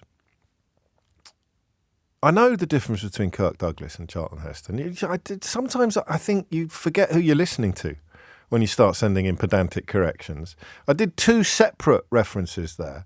I talked about the fidget spinner Spartacus, which obviously is Kirk Douglas, and then I talked about Charlton Heston giving a speech to the NRA some years later, in which he talked about them having to prise his gun from his cold, dead hands. I was not getting Ben-Hur mixed up with Spartacus, albeit that they speak to a similar era and indeed similar politics. But that, so if you sit there and you think to yourself, oh, Claire's been in touch, says, oh, I see, I've only just got that woke watch now. Sorry, James. I don't know what's worse. If you have to explain it, it hasn't landed at all. Blanche got it and hated it. So the different, if you're sitting there thinking, oh, James has got Kirk Douglas mixed up with Charlton Heston, next time, what I would do if I were you, I'd think, is that really likely? Old show-off there, old big head? Is he really likely to have got Charlton Heston mixed up with Kirk Douglas? I don't think so I won't send a snarky text, actually. I'll just presume it's me that's misunderstood, as opposed to him that's misspoken. And then, of course, you can rewind on Global Player to find out whether or not my mistake actually happened or not. Liam says, did you do the woke watch? I got a phone call and had to turn the radio off. I did, Liam, but it wasn't great. Blanche thought it was rubbish. Pathetic is the word that she used. But you can rewind on Global Player, mate, if you want to go back. About 10 minutes, was it? More. Beginning of the half past. It came just straight off the back of the half past, I think. There you go, Liam. You're going to have a listen to it. I'll tell you what, Liam, go and have a listen to it. We'll carry on with the normal conversation and get back in touch. Let me know what you think. Because Blanche thought it was pathetic and Claire didn't even get it. I was quite pleased with it until I started reading these responses. 11:51 is the time. Em's in Manchester to steer us back to the grown-up conversation. What would you like to say, Em? Hi. Hello. Right, so first of all, I just want to... So I'm a Muslim, and I think this is quite worrying, really, because we're talking about kids. And with kids, I think when you're stopping, especially when it comes to Britain, where we live in a multicultural, multi-religion society, and we're stopping kids from practicing their religion. So no, we're stopping them from rituals, prayer rituals at a school that is, when you sign up to the school, you are told in no uncertain terms, this is a secular school. Yeah, and I understand that it's a secular school, but I'm going to use myself as an example because when I started working where I worked, there was no prayer room, but it wasn't a secular company when you signed up for it. No, it wasn't. So and this, with respect, this isn't relevant. School. Yeah, no, I understand that it's a secular school. It doesn't go. Go on, carry on. Did you say that there was like 50% Muslim population at the school? Yep. So this is where it becomes difficult. And about 30 children were engaged in the prayer ritual. Right, so 30 children. And I think it initially started with one, you said, didn't you? Yes. It initially started with one, and there was a bit of pressure for the kids to get involved. Reportedly, but the point is this: it's a school where no prayer rituals are allowed. That's why they don't have a prayer room. If you want to go to this school, you leave your religion at the door. That's the rule. Yeah, that's fine. And I think this is where that point itself becomes difficult, because I think that you were talking about vulnerable children who in today's society, we've got a lot of Islamophobia, we've got a lot of anti-Semitism. Which is why the school is secular, so that there isn't any Islamophobia or anti-Semitism allowed, because there isn't any Islam or Judaism or Christianity either. That's fine. But when these children come out of school and they've been educated in a secular environment, then coming across these things is going to become alien to them. Coming across what things? So religion, because you can't take religion out of society. You're not going to take. No, they don't just become Muslims when they arrive at school. I'm sure they go to mosque and Friday prayers. You can't. I'm not quite sure what you think you're saying to me, Em. Right. The point I'm trying to make is that children need to be taught about these things in schools, in homes, in mosques, in churches. Yes, they are. That's what happens in classrooms. That's not religious worship. That's religious education, that's fine. But being a Muslim, it's a legal requirement on the British curriculum. They're taught about all of it. Kim in Leeds is a religion teacher. She was on 10 minutes ago talking us through what the kids are taught at the schools. Yeah, that's fine, but it's like what you said earlier. I'm sure we'd be looking at a whole different picture if it was in relation to a Christian child or I think it might be, but I would still be on the side of the school that said you're not allowed to have a prayer ritual. There's not a lot of ritualistic worship in Christianity, but and there's certainly no requirement to do a rosary. Yeah. But the point is, the rule is this place is secular, so I don't know what you're confused about. If you want to do religious rituals, you've got to go somewhere else. That's fine, and I totally understand that. Good. But I think when you have a secular environment, I think you're kind of restricting what the learning of what children. Sorry, I'm going to sound a bit impatient with you now. They still teach religion at the school. They just don't let you worship in the playground. That's fine, but I think children should be able to. No, I hear you. Absolutely, but I can only explain it 17 times. That they are being taught about religion.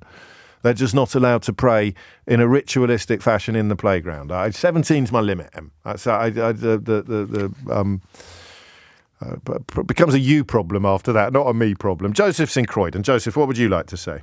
Hi, James. Hi, yes. Basically, to impose the rule is you can change it, amend it. Rules are there to make things better, to control things, not to make them worse. From what I've seen with this school, is the school attitude that caused this big disruption. I agree, they can control it. I got my son, he goes to school, they let them pray in their lunch break, so it's their own time, and they give them small room, empty room. Yes. So that's it.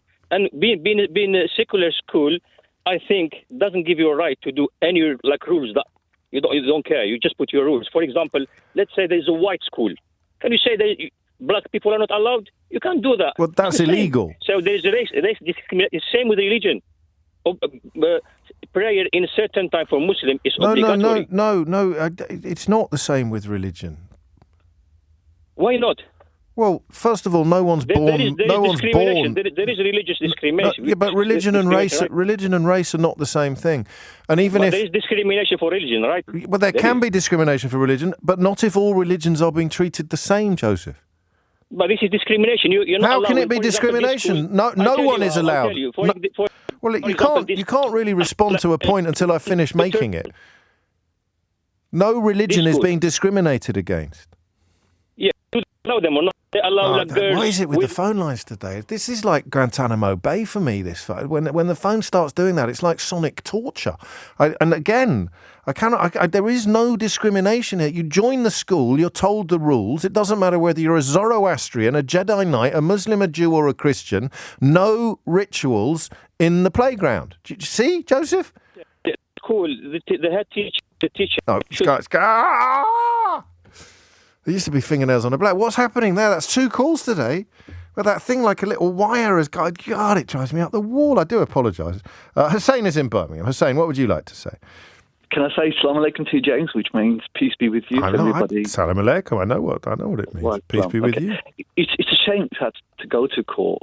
I mean, obviously... well, it didn't, did it? She could have just done what she was told, like school children have had to do from time immemorial. But what I would like to see, is why couldn't they have, the parents and teachers got around the table and say, okay, there needs to be a space in school during break times where anybody can go in and reflect and contemplate if they need to. You know, at the moment the schools are saying there's issues with anxiety and everything. So there could be a space for. I mean, to me, I look at it as let's take religion out of it. I look at that as a few minutes for just I don't think we can. Reflection. I hear you. Contemplation. No, hold on. There's one more important. Well, you're going to run out of time, and so I don't think you can take religion out of it. It's mindfulness. That's all it was. Mindfulness. I'm of a similar view with regard to religion. I mean, my personal experience is closer to meditative than it is to doctrinal. But the school is secular, and this is a ritual. This is kneeling on your blazer. This isn't mindfulness. This is a religious ritual, and the school doesn't allow them. Well, I would say to you, it's a humanitarian thing. So yes. I would shake hands with you on that. Because you haven't got a lot of time and I haven't got a lot of time.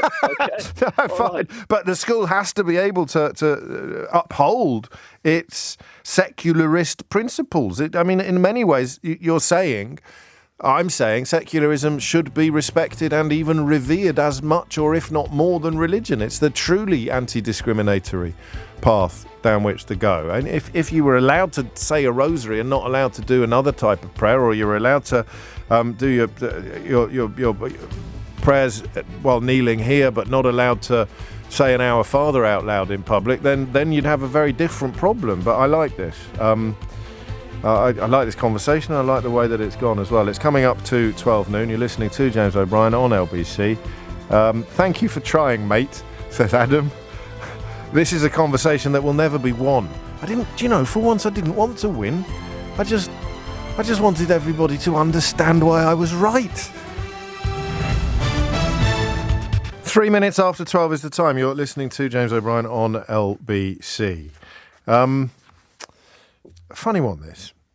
I thought that by now the conversation, or not even the conversation, but the issue would have gone in the opposite direction. I was teasing you a moment ago about not being wrong, never being wrong. I probably was wrong. I probably got James Dean and Marlon Brando mixed up today, but I definitely didn't get Kirk Douglas and Charlton Heston mixed up. You can use Global Player to rewind and listen again and double check that. But I got this wrong. I got this horribly wrong. Nobody died. It's not a major issue of embarrassment. But I honestly thought that by now the prevalence of vegetarianism and even veganism would have been really quite huge. I just felt... I don't know if you saw Simon Amstell's film. I love Simon Amstell. The man's a genius. And he made a film in 2017 called Carnage, which was set 50 years in the future. And the future world in 2067 was a place where carnism, as he called it, was banned. Everyone was a vegan. And not only had behaviour changed so completely, but there had been a complete moral rewiring as well, so that young people would marvel, really, in disgust at the fact that people had ever killed and eaten animals. That there was a sort of support groups, if you like, for former carnists. It's a brilliant film. It's a really clever and at times quite beautiful film, and it posits, as I say, a future in which everybody is vegan, and not even reluctantly. You know, it's as if an enlightenment, that's the word. It's as if there'd been a sort of 21st century enlightenment on a scale with the religious enlightenment of the 19th century, but that this one was addressing the killing and eating of animals. 6 minutes after 12 is the time. And if you've listened to this programme for a few years, you'll have witnessed my changing attitudes to this story. You will have witnessed me be a bit of a... What's the best word you can say that's not a swear word to describe someone being a bit of a, a bit of a pillock? Wazzock's quite nice, isn't it? Is there a single syllable one? Being a bit of a plum. Plum's quite good, but I really, as a word, I really want to say, but I absolutely can't say it on the radio. And you would have witnessed me being a bit of a plum. Because I used to do that thing that a lot of silly men of my kind of background do when they feel a bit ashamed. I would come out on the attack. So I used to be really vicious towards vegetarians. And I'd do it in fun up to a point, but I'd realised some years later why I was doing it, and it was because I felt judged. I felt morally judged, and I felt inferior. So somewhere deep inside, I knew that if you were eschewing the eating of meat, you were leading a... God, this isn't very good for the ego. You're all sending me suggestions now on what word I could have used a moment ago, and it looks like a critique of the programme. Dolt, Egypt, div. Div's good, because that sounds exactly like the word I really want to say. But you can stop now, because seriously, it might still be there when Sheila arrives and she'll get a complex. Stop sending rude words into the studio like that. It's just not very nice. And I felt judged. It took me ages to work this out. I wrote about it in my second book, which I won't be mentioning for a while because the paperback of my new book's out a week on Thursday, so I'll be driving that down your throat for the foreseeable future.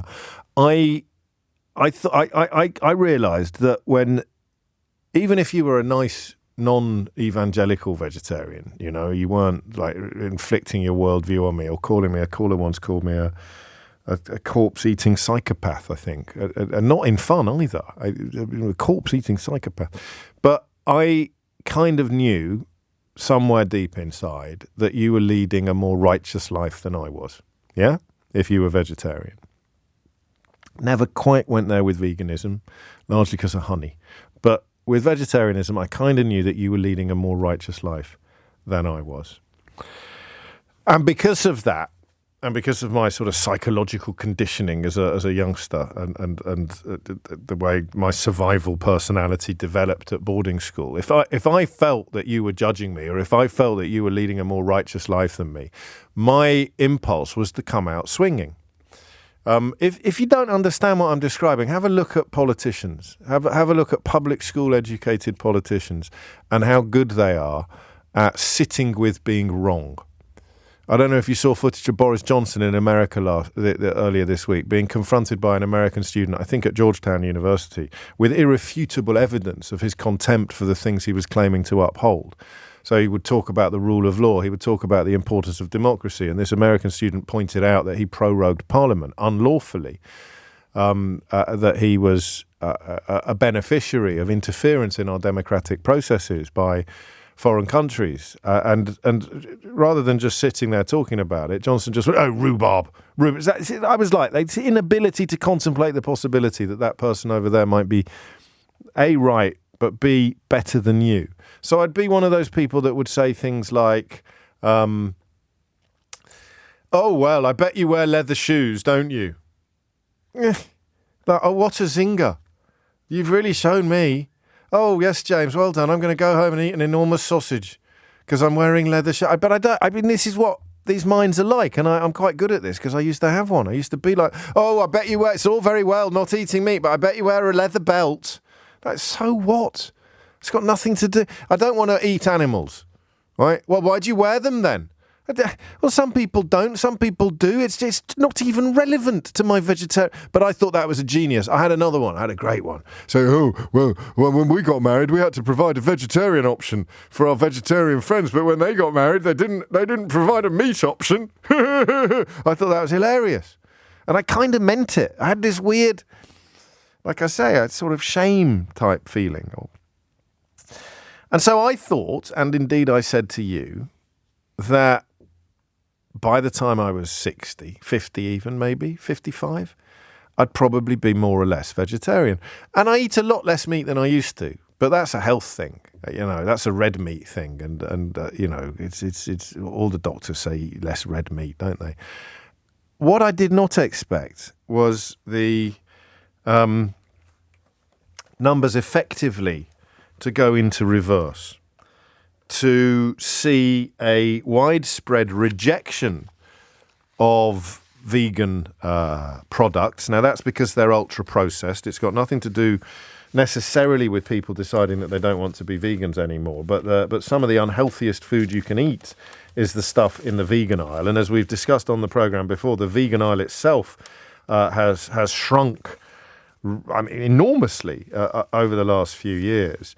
But there is a sense that vegetarianism is going into retreat. It's actually gone down, not by a lot, but I asked Eleanor, the producer, to check, because I felt that we were anecdotally confident that vegetarianism was declining, but could we possibly establish whether there is statistical support for the idea that vegetarianism is declining? And guess what? There is. Veganism has gone up a bit, but the numbers are much smaller. Vegetarianism has gone down from 3.4 million to 3.1, which is quite a lot. I think in the context of the broader, it's about 6-7% drop at a time when I honestly thought that the numbers would be going up. Even if you bring in pescatarians and vegans and make a case for arguing that some of the vegetarians have actually stopped being vegetarian but they've become vegan, what you're not seeing is what I thought would happen when I watched Simon's film, when the film Carnage posited a future not that far hence in which eating meat would be akin to, well, I don't know what it would be akin to. What did we used to do? Sending kids up chimneys. There you go. That's always a good reach at times like this. It would be looked back upon slavery. I'm not making light of slavery, but it would be looked back upon with utter horror and disgust.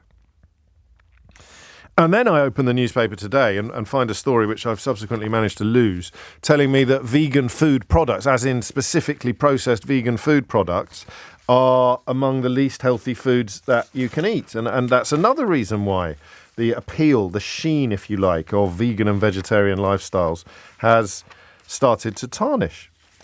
And I just want to have a look at it. I want to have a look at the why of it as well. Why?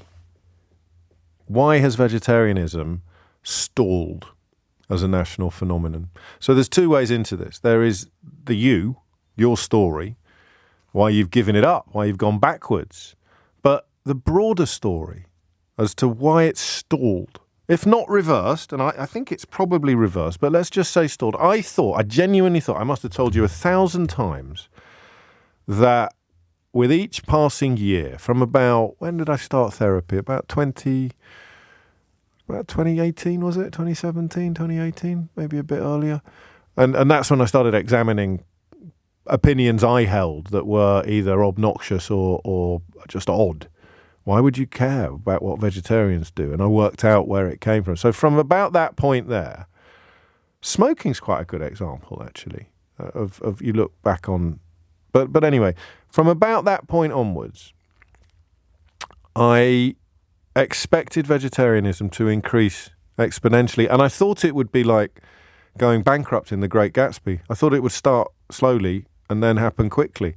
That each year the numbers would go up by a bit, but they'd go up by a bit more the next year. So if they went up by 1% or 2% or 10% in 2018, they'd go up by 11% or 12% in 2019. I honestly thought, and I think you did too, I honestly thought that vegetarianism would begin to sweep the country.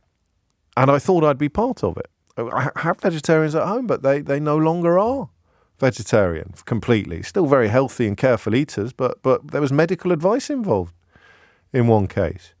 So why do you think vegetarianism as a lifestyle choice has stalled? And remember, you don't have to be a vegetarian to answer that question. Some people might want to ring in with their personal reasons for abandoning vegetarianism. Try not to call me a corpse-eating psychopath, please, on a Tuesday. I've got rules.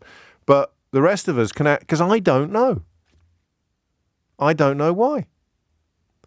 I don't know why this lifestyle choice has at least stalled and at most started to reverse, when all of the evidence suggested to me that it would go in the opposite direction. I'm being very nickety today with critiques on Twitter. Steve's been in touch, so the word you were looking for was exponential. It wasn't really exponential, the word I was looking for. I guess overall, I thought it would be incremental, Steve, but increasing with each year.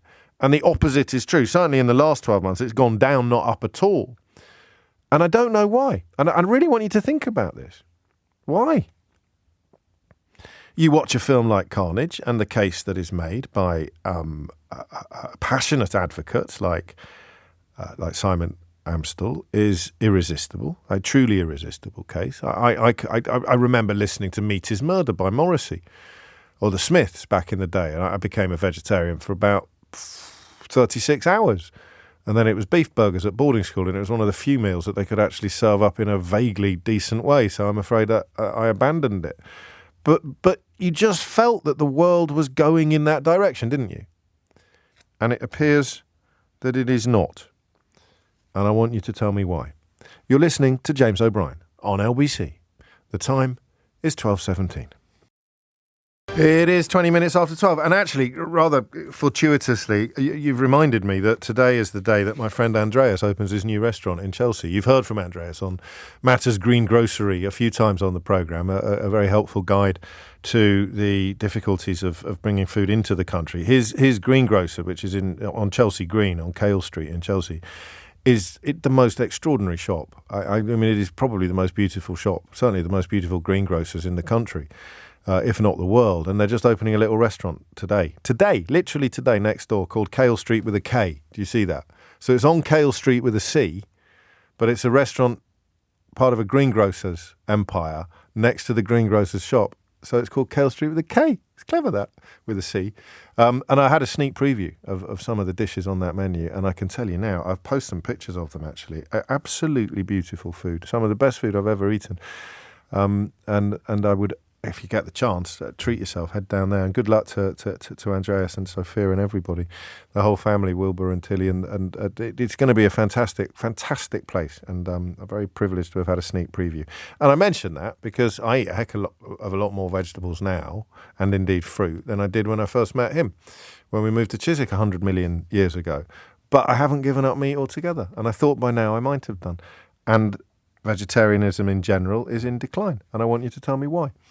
21 minutes after 12 is the time. Rick's in Sheffield. Rick, what would you like to say?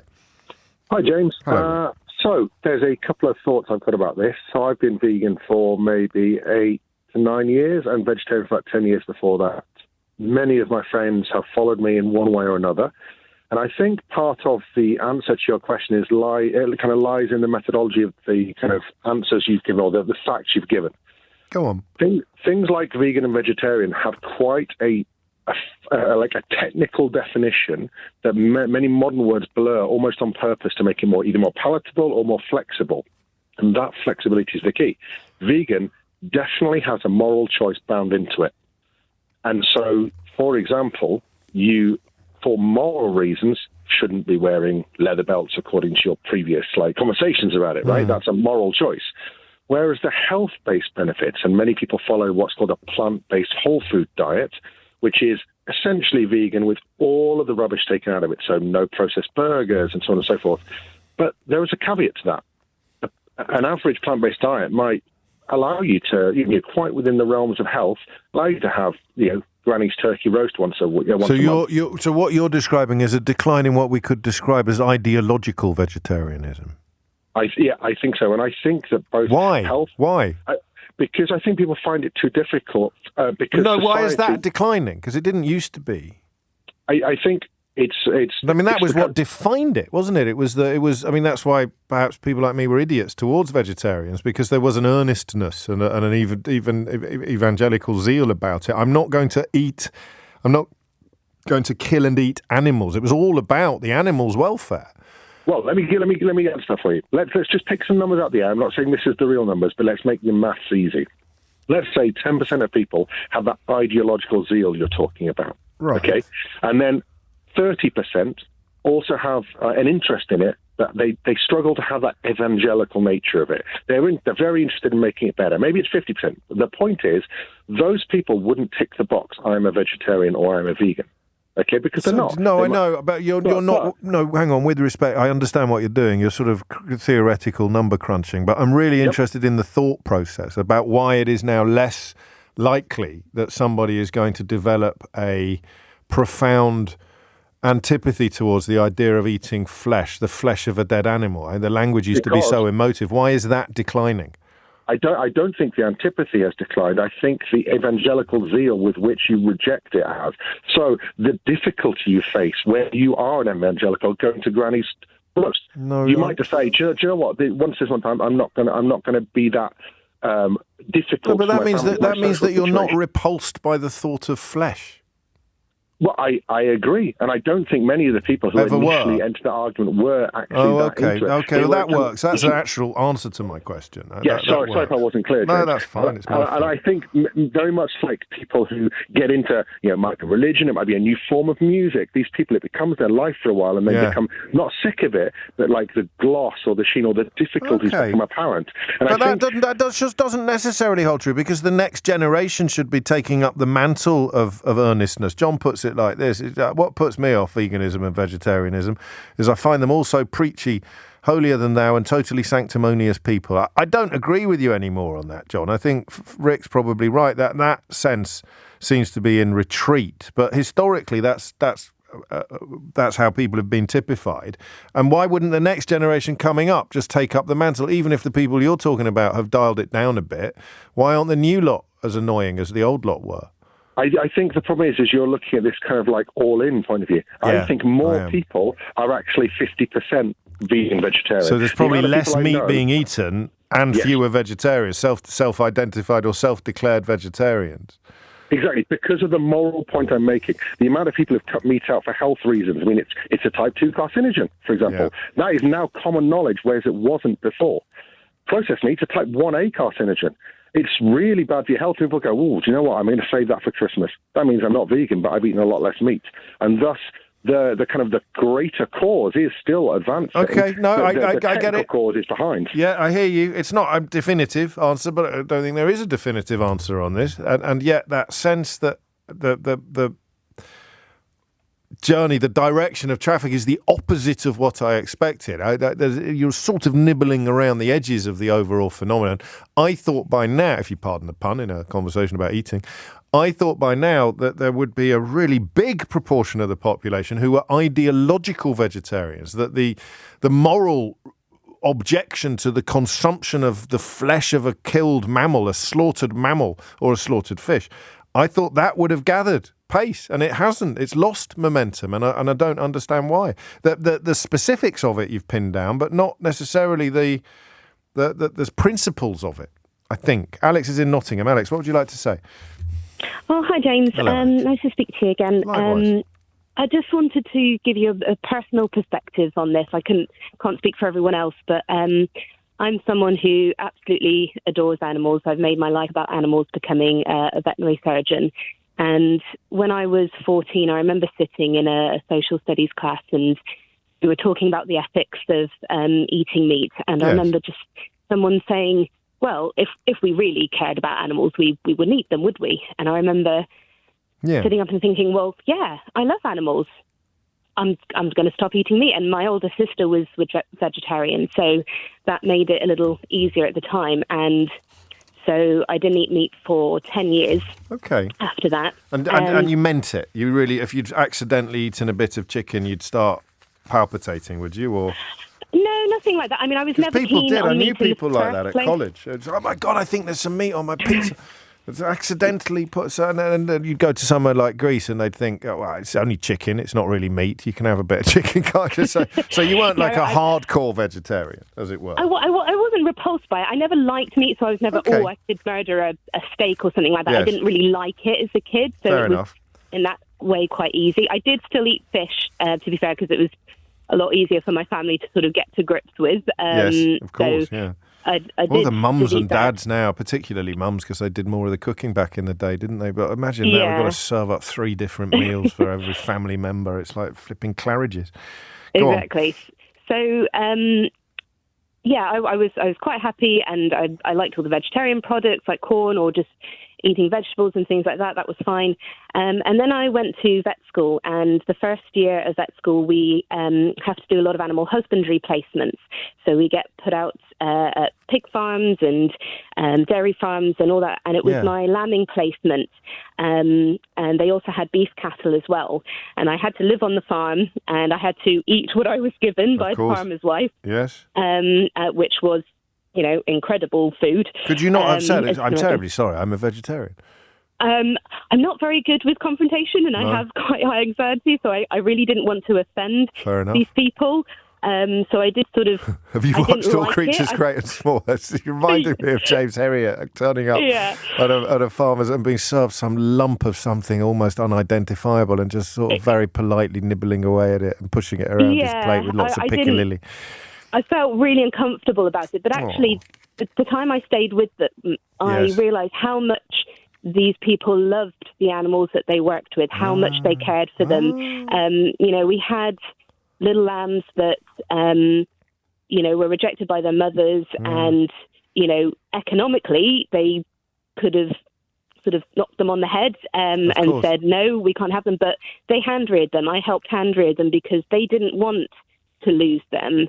And they wanted to do the best by them, and they really cared for their welfare. And I came to a realization that I wanted to actually support farmers like them.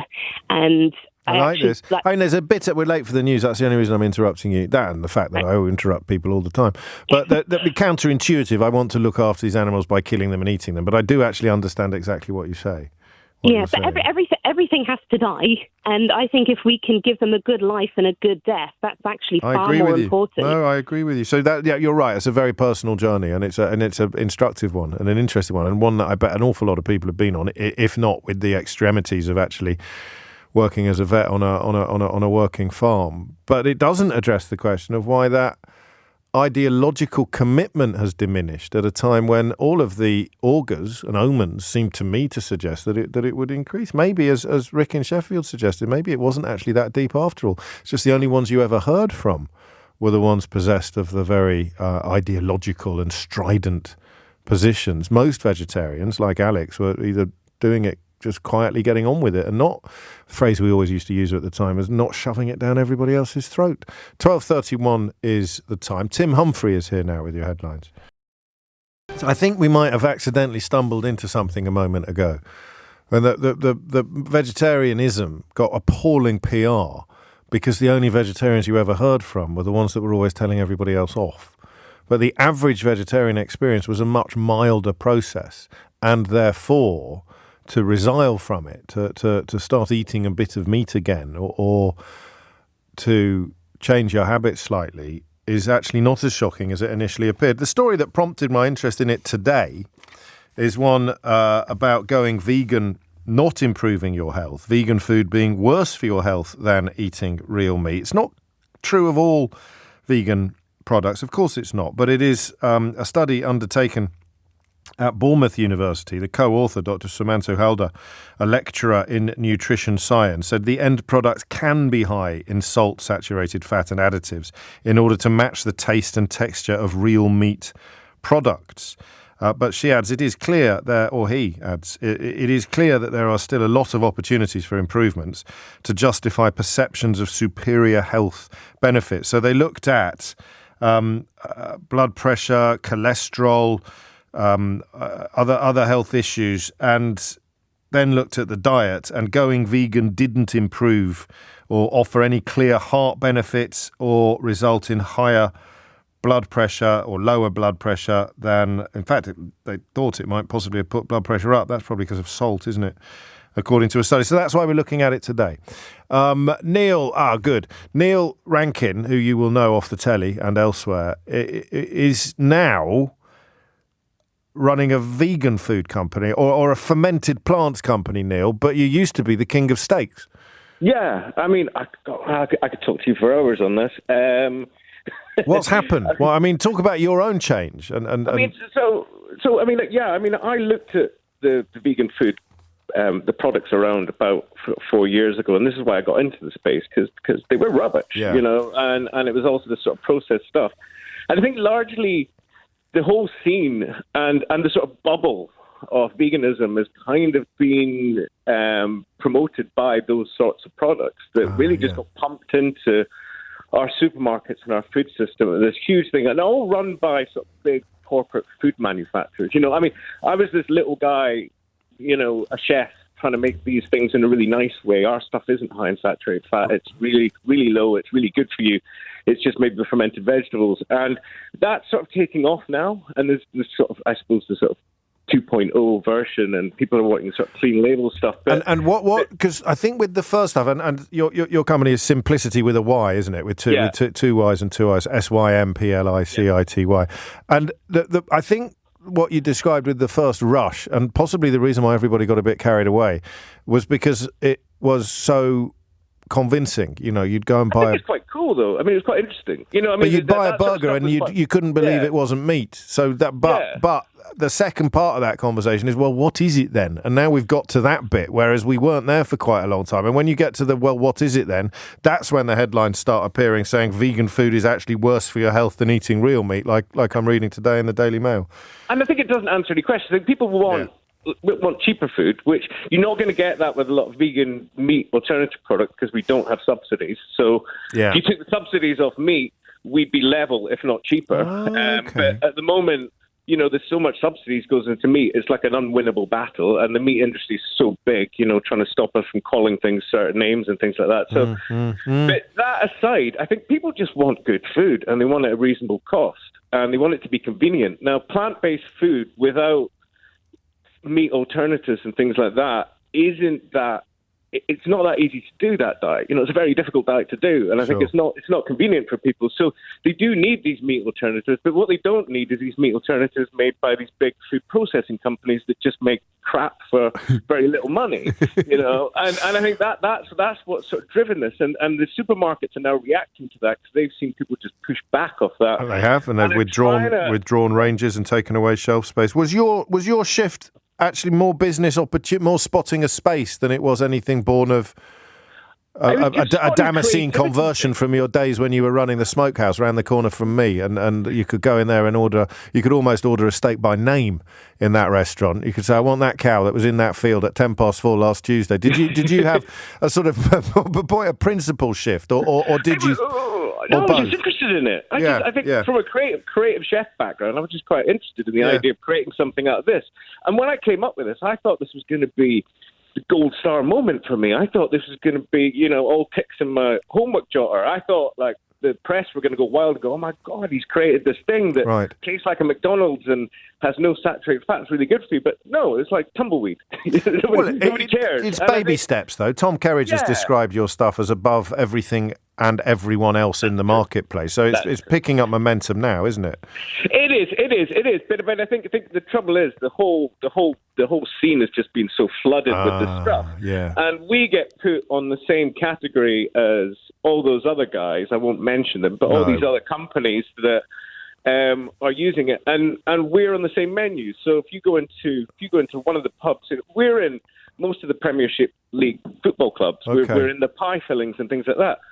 But on those menus, it won't mention us. It won't mention what goes on it. It'll generally just mention that it's plant-based. But it's okay. So we need a league table of plant-based now, don't we? Really? We just need more good people coming into the industry. If you've got Tim Spector, I'm just looking at your website now. Tim Spector is, he's everywhere at the moment. He's describing it as the future of food. He says, "I truly believe this is the future of food." So you'd think that the retailers would be pushing that, wouldn't you? You think, wouldn't you? Yeah. But it's not so much happening, and I think it's a bit of hurt just from this category just not doing well initially. But it's a bubble, It's like anything. It's like electric cars 15 years ago were rubbish. I remember the Sinclair C5. These things actually had to dance and drive themselves before we stood up and took notice. And I think the same's going to happen with plant-based. It's just the wrong time to judge it. I think it's going to take a bit of time to flower. And it will get there. And when it happens, it will be more from pragmatism than 100%. And it'll be from a good place. At the moment, it's just coming from people trying to make money out of it. I hear you. I'm sort of glad it's failed in that sense. Sure. And to clarify, what you do differently from what all the others do is use fermented plants and not the traditional constituents of heavily processed food. So it's just much. Ours is a health food, which also goes on sort of. Well, it's surprising they don't push that angle of it more. Well, thank you, Neil. Always a pleasure. All right. I'm enjoying your website as well now. I'm getting distracted by it. So whoever put that together for you has done a bang-up job. 12:42 is the time. Neil's company, Simplicity, with a Y, changing the face. Some of the testimonials here are absolutely Premier League. Not literally. Cabell is in Croydon. Cabell, what would you like to say? So basically, I agree with the last caller. I think there's two types of people, different types of people that got into veganism or vegetarianism. Yeah. I got into it because of health reasons. I felt that the meat that was pushed out, there was too much of it. The supply and demand and the things that they were putting in the meat wasn't good for my health. And I feel like once this vegan movement, I call it a movement, came into place, I think a lot of people started flocking to that, maybe for the wrong reasons or maybe just because they felt cool being in the vegan movement. And I think, like the last caller said, big companies now see that and it's about selling. So it's like, okay, now we've got all these vegans and people that don't want to eat meat. How can we conveniently push out our products in the market and get them sold? They don't really care about what's in their products. It's just about getting them sold in the supermarket. This is the new thing, and we've got to get in on the ground floor and make some serious moolah. Right. And that's how we've ended up not prioritising health, but instead simply prioritising meat-free, as it were, or absence of meat, which is not what a consumer like you, or indeed like Neil, wants. Yeah. Exactly that. So that's why, to answer your question, I feel like maybe the numbers are going down now, because if I've got a box to tick, people will ask me, am I a vegan? And I actually say, no, I'm not a vegan. Like I try and eat as healthy as possible. I'd maybe say plant-based, even But you're not morally opposed to eating meat? I'm not morally opposed to it. No. I'm not morally opposed to it. You would just rather not. Production of it, yeah. Yeah, okay. So where I'm from, Jamaica, they have... there's Rastafarians that have been eating ital, and that is just food from the ground, plant-based food. And even in Jamaica, they eat chicken and stuff like that. And I wouldn't oppose to it because they farm it and it's from their farm. And the only reason I stopped eating it is just because of the mass production of it and what they have to do in order to put it on our shelves and keep it fresh on our shelves. That's a really interesting point about provenance. As the more interest you take in where food comes from, the more naturally you will turn away from some meat products and some processed meat and even sort of intensively farmed meat. But it's not a moral objection to the consumption of meat. It's a pragmatic objection to the mode of production of that particular type of meat or that particular meat product. Thank you, Cabell. That's fascinating. This is nice from Jenny as well. She goes, I've watched 4 of my nieces, now aged between 27 and 32, all give up vegetarianism as they prepared and paid for food themselves and so became more knowledgeable regarding nutrition and the need for sustenance to do a day's work. Come on, you can. There's plenty of vegetarians. There's vegetarian powerlifters But I take your point. It's a heck of a lot easier to get a balanced diet, protein-wise, down your neck if you're eating meat than it is if you're not. But it's not by no means impossible or even necessarily that difficult. 12:45 is the time. It is 12:49. You are listening to James O'Brien on LBC. Do you know, how do you pronounce it again? Cavolo. I put Cavolo Nero in my smoothie this morning. And it's very interesting. Just mention this. It's a very vegetarian smoothie because the thing about smoothies is that you have to be careful that you're not just drinking fruit sugar, fructose. So a smoothie has fibre in it. So sometimes you go to a juice bar, you get a nice juice, but it's actually not that good for you, juice. But a smoothie where you actually mush up all the vegetables, much better for you because it's got the fibre in it. But I've never put that posh cabbage, as I call it, Cavolo Nero. I've never put posh cabbage. Do you know why I bought the posh cabbage? Because I want to make crisps in the air fryer. And someone told me you can make really delicious crisps out of Cavolo Nero in the air fryer. But I haven't tried that yet. I'll let you know how I get on. That's just a bit of a side. That's just a bit of a diversion from our conversation about vegetarianism. Just some insights into my own culinary habits and diet. But why has vegetarianism stalled as a lifestyle choice? Peter's in Watford. Peter, what would you like to say? Hello, James. Hello, Peter. I've been veggie or vegan for probably, 10 or 12 years now. I think I've always struggled with the label of veganism because, I'm mostly vegan. I will occasionally a bit of a dairy if I'm out, Sure. But cheese, vegan is it? Mostly, exactly, or a bit of milk and pastries and things. Yeah. But cheese, man. But Life without I'm cheese. Vegan I know, right? It's difficult. There's environmental, moral, and health reasons. So if you just stick everyone in the one vegan category for different reasons, I think there's still that view, as someone else said before, sort of viewing vegans as quite militant. Yeah. It just reminds me of I was at a restaurant and someone just waved a meat under my wife's nose and she hadn't said anything about it. People still have that confrontation like you were talking about and about leather belts and things.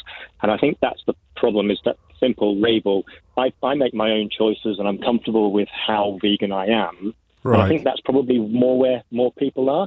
I know anecdotally a lot of people, they would have had meat with every dinner. Maybe they eat vegetarian dinners 3-4 days a week now. Yes. Anecdotally, I know a lot of people in that way. And I think I'm not sure of the exact data you've been talking about, but I think that's the big problem, is the label of veganism still has those connotations of militant. Also, you wouldn't tick the box, would you, if you are flexible? That's right. I'm not 100% vegan. That's right. Yeah. And at home I'm vegan, but out, I will be a bit flexible. And if I'm around at somebody's house and they've stuck some cheese in a dish, that's fine. I'll eat it. I think what we've done, we've talked about this issue and attendant issues quite a few times. But the great thing about people like you and the callers today is that we generally end up sometimes coming across things we haven't come across before. So part of the problem here, I always begin it by describing the dipstick who was me. I wouldn't have waved meat under your wife's nose, but I would have said obnoxious things because deep down, I felt that you were leading a more righteous life than me, and that made me feel shame, and my shame articulated itself as aggression, and I ended up saying things to you that could have been construed as rude. But actually, the debate was dominated by people like that and the vegetarian equivalent of people like that, people who were constantly telling other people how they should live their life and making other people feel bad.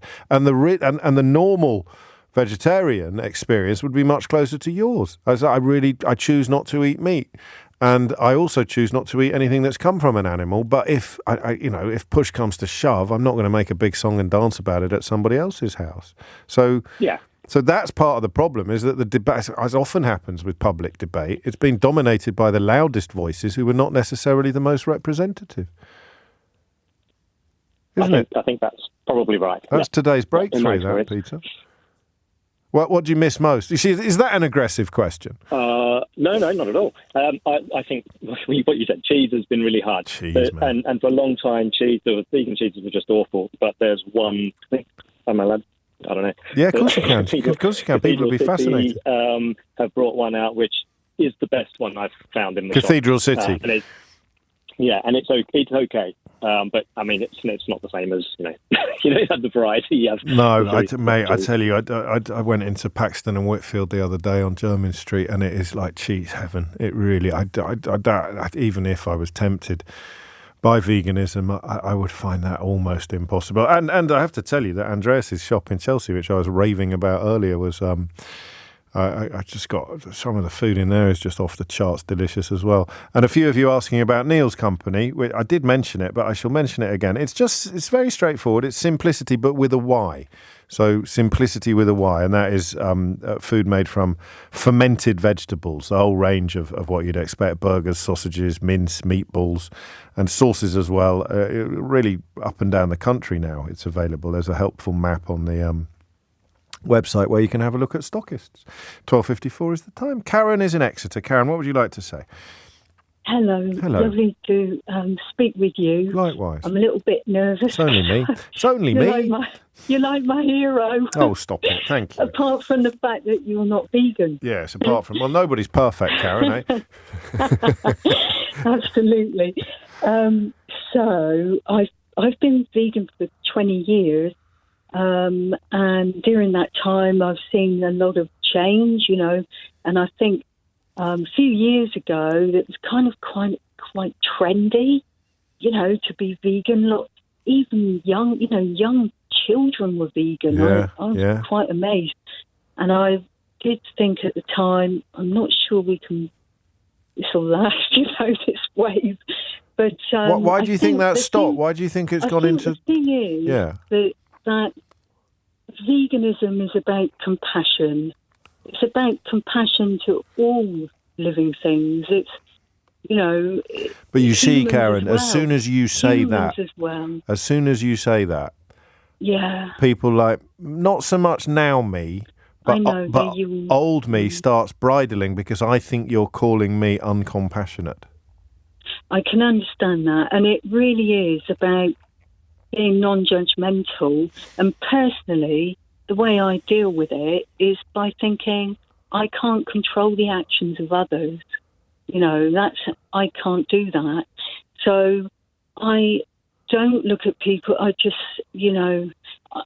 think if people had to go to an abattoir and actually see what happens, then and know that animal. And then I won't eat meat from that. I won't eat meat from there. I'll eat meat from somewhere else. I'll eat meat from somewhere but more humane, I know. It's like there was a caller on earlier who was a vet, and she literally gave up vegetarianism when she was working on a beef farm. But the thing is, James, all animals end up in the abattoir.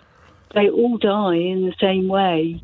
Everything dies one day. And if you knew that pet, that animal, as I've got a dog. Yes. If I had to take her to the abattoir,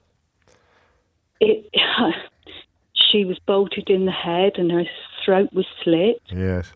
We should have done a trigger warning there. People might be having their lunch. I'm sorry. No, that's all right. But this is you're quite an old. So in a sentence there, because you're quite old school vegan. You sound like you sound like you would have sounded if you'd rung me 20 years ago. You haven't shifted an inch. Why do you think the numbers have stopped? Why do you think vegetarianism? I think it's the political arena. I think that it's.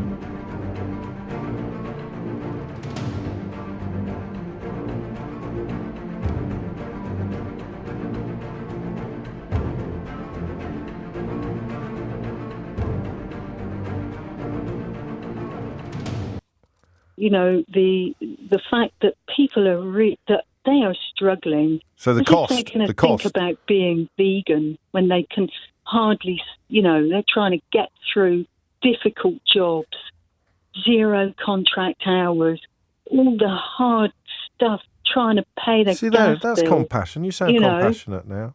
Well, I am compassionate. I know you are. I'm just saying you're sounding it. You say, so you think it's a cost thing? You think that it's actually harder work to be a vegan or to be a vegetarian? No, I just think people are struggling and they do not have the time and the energy in there.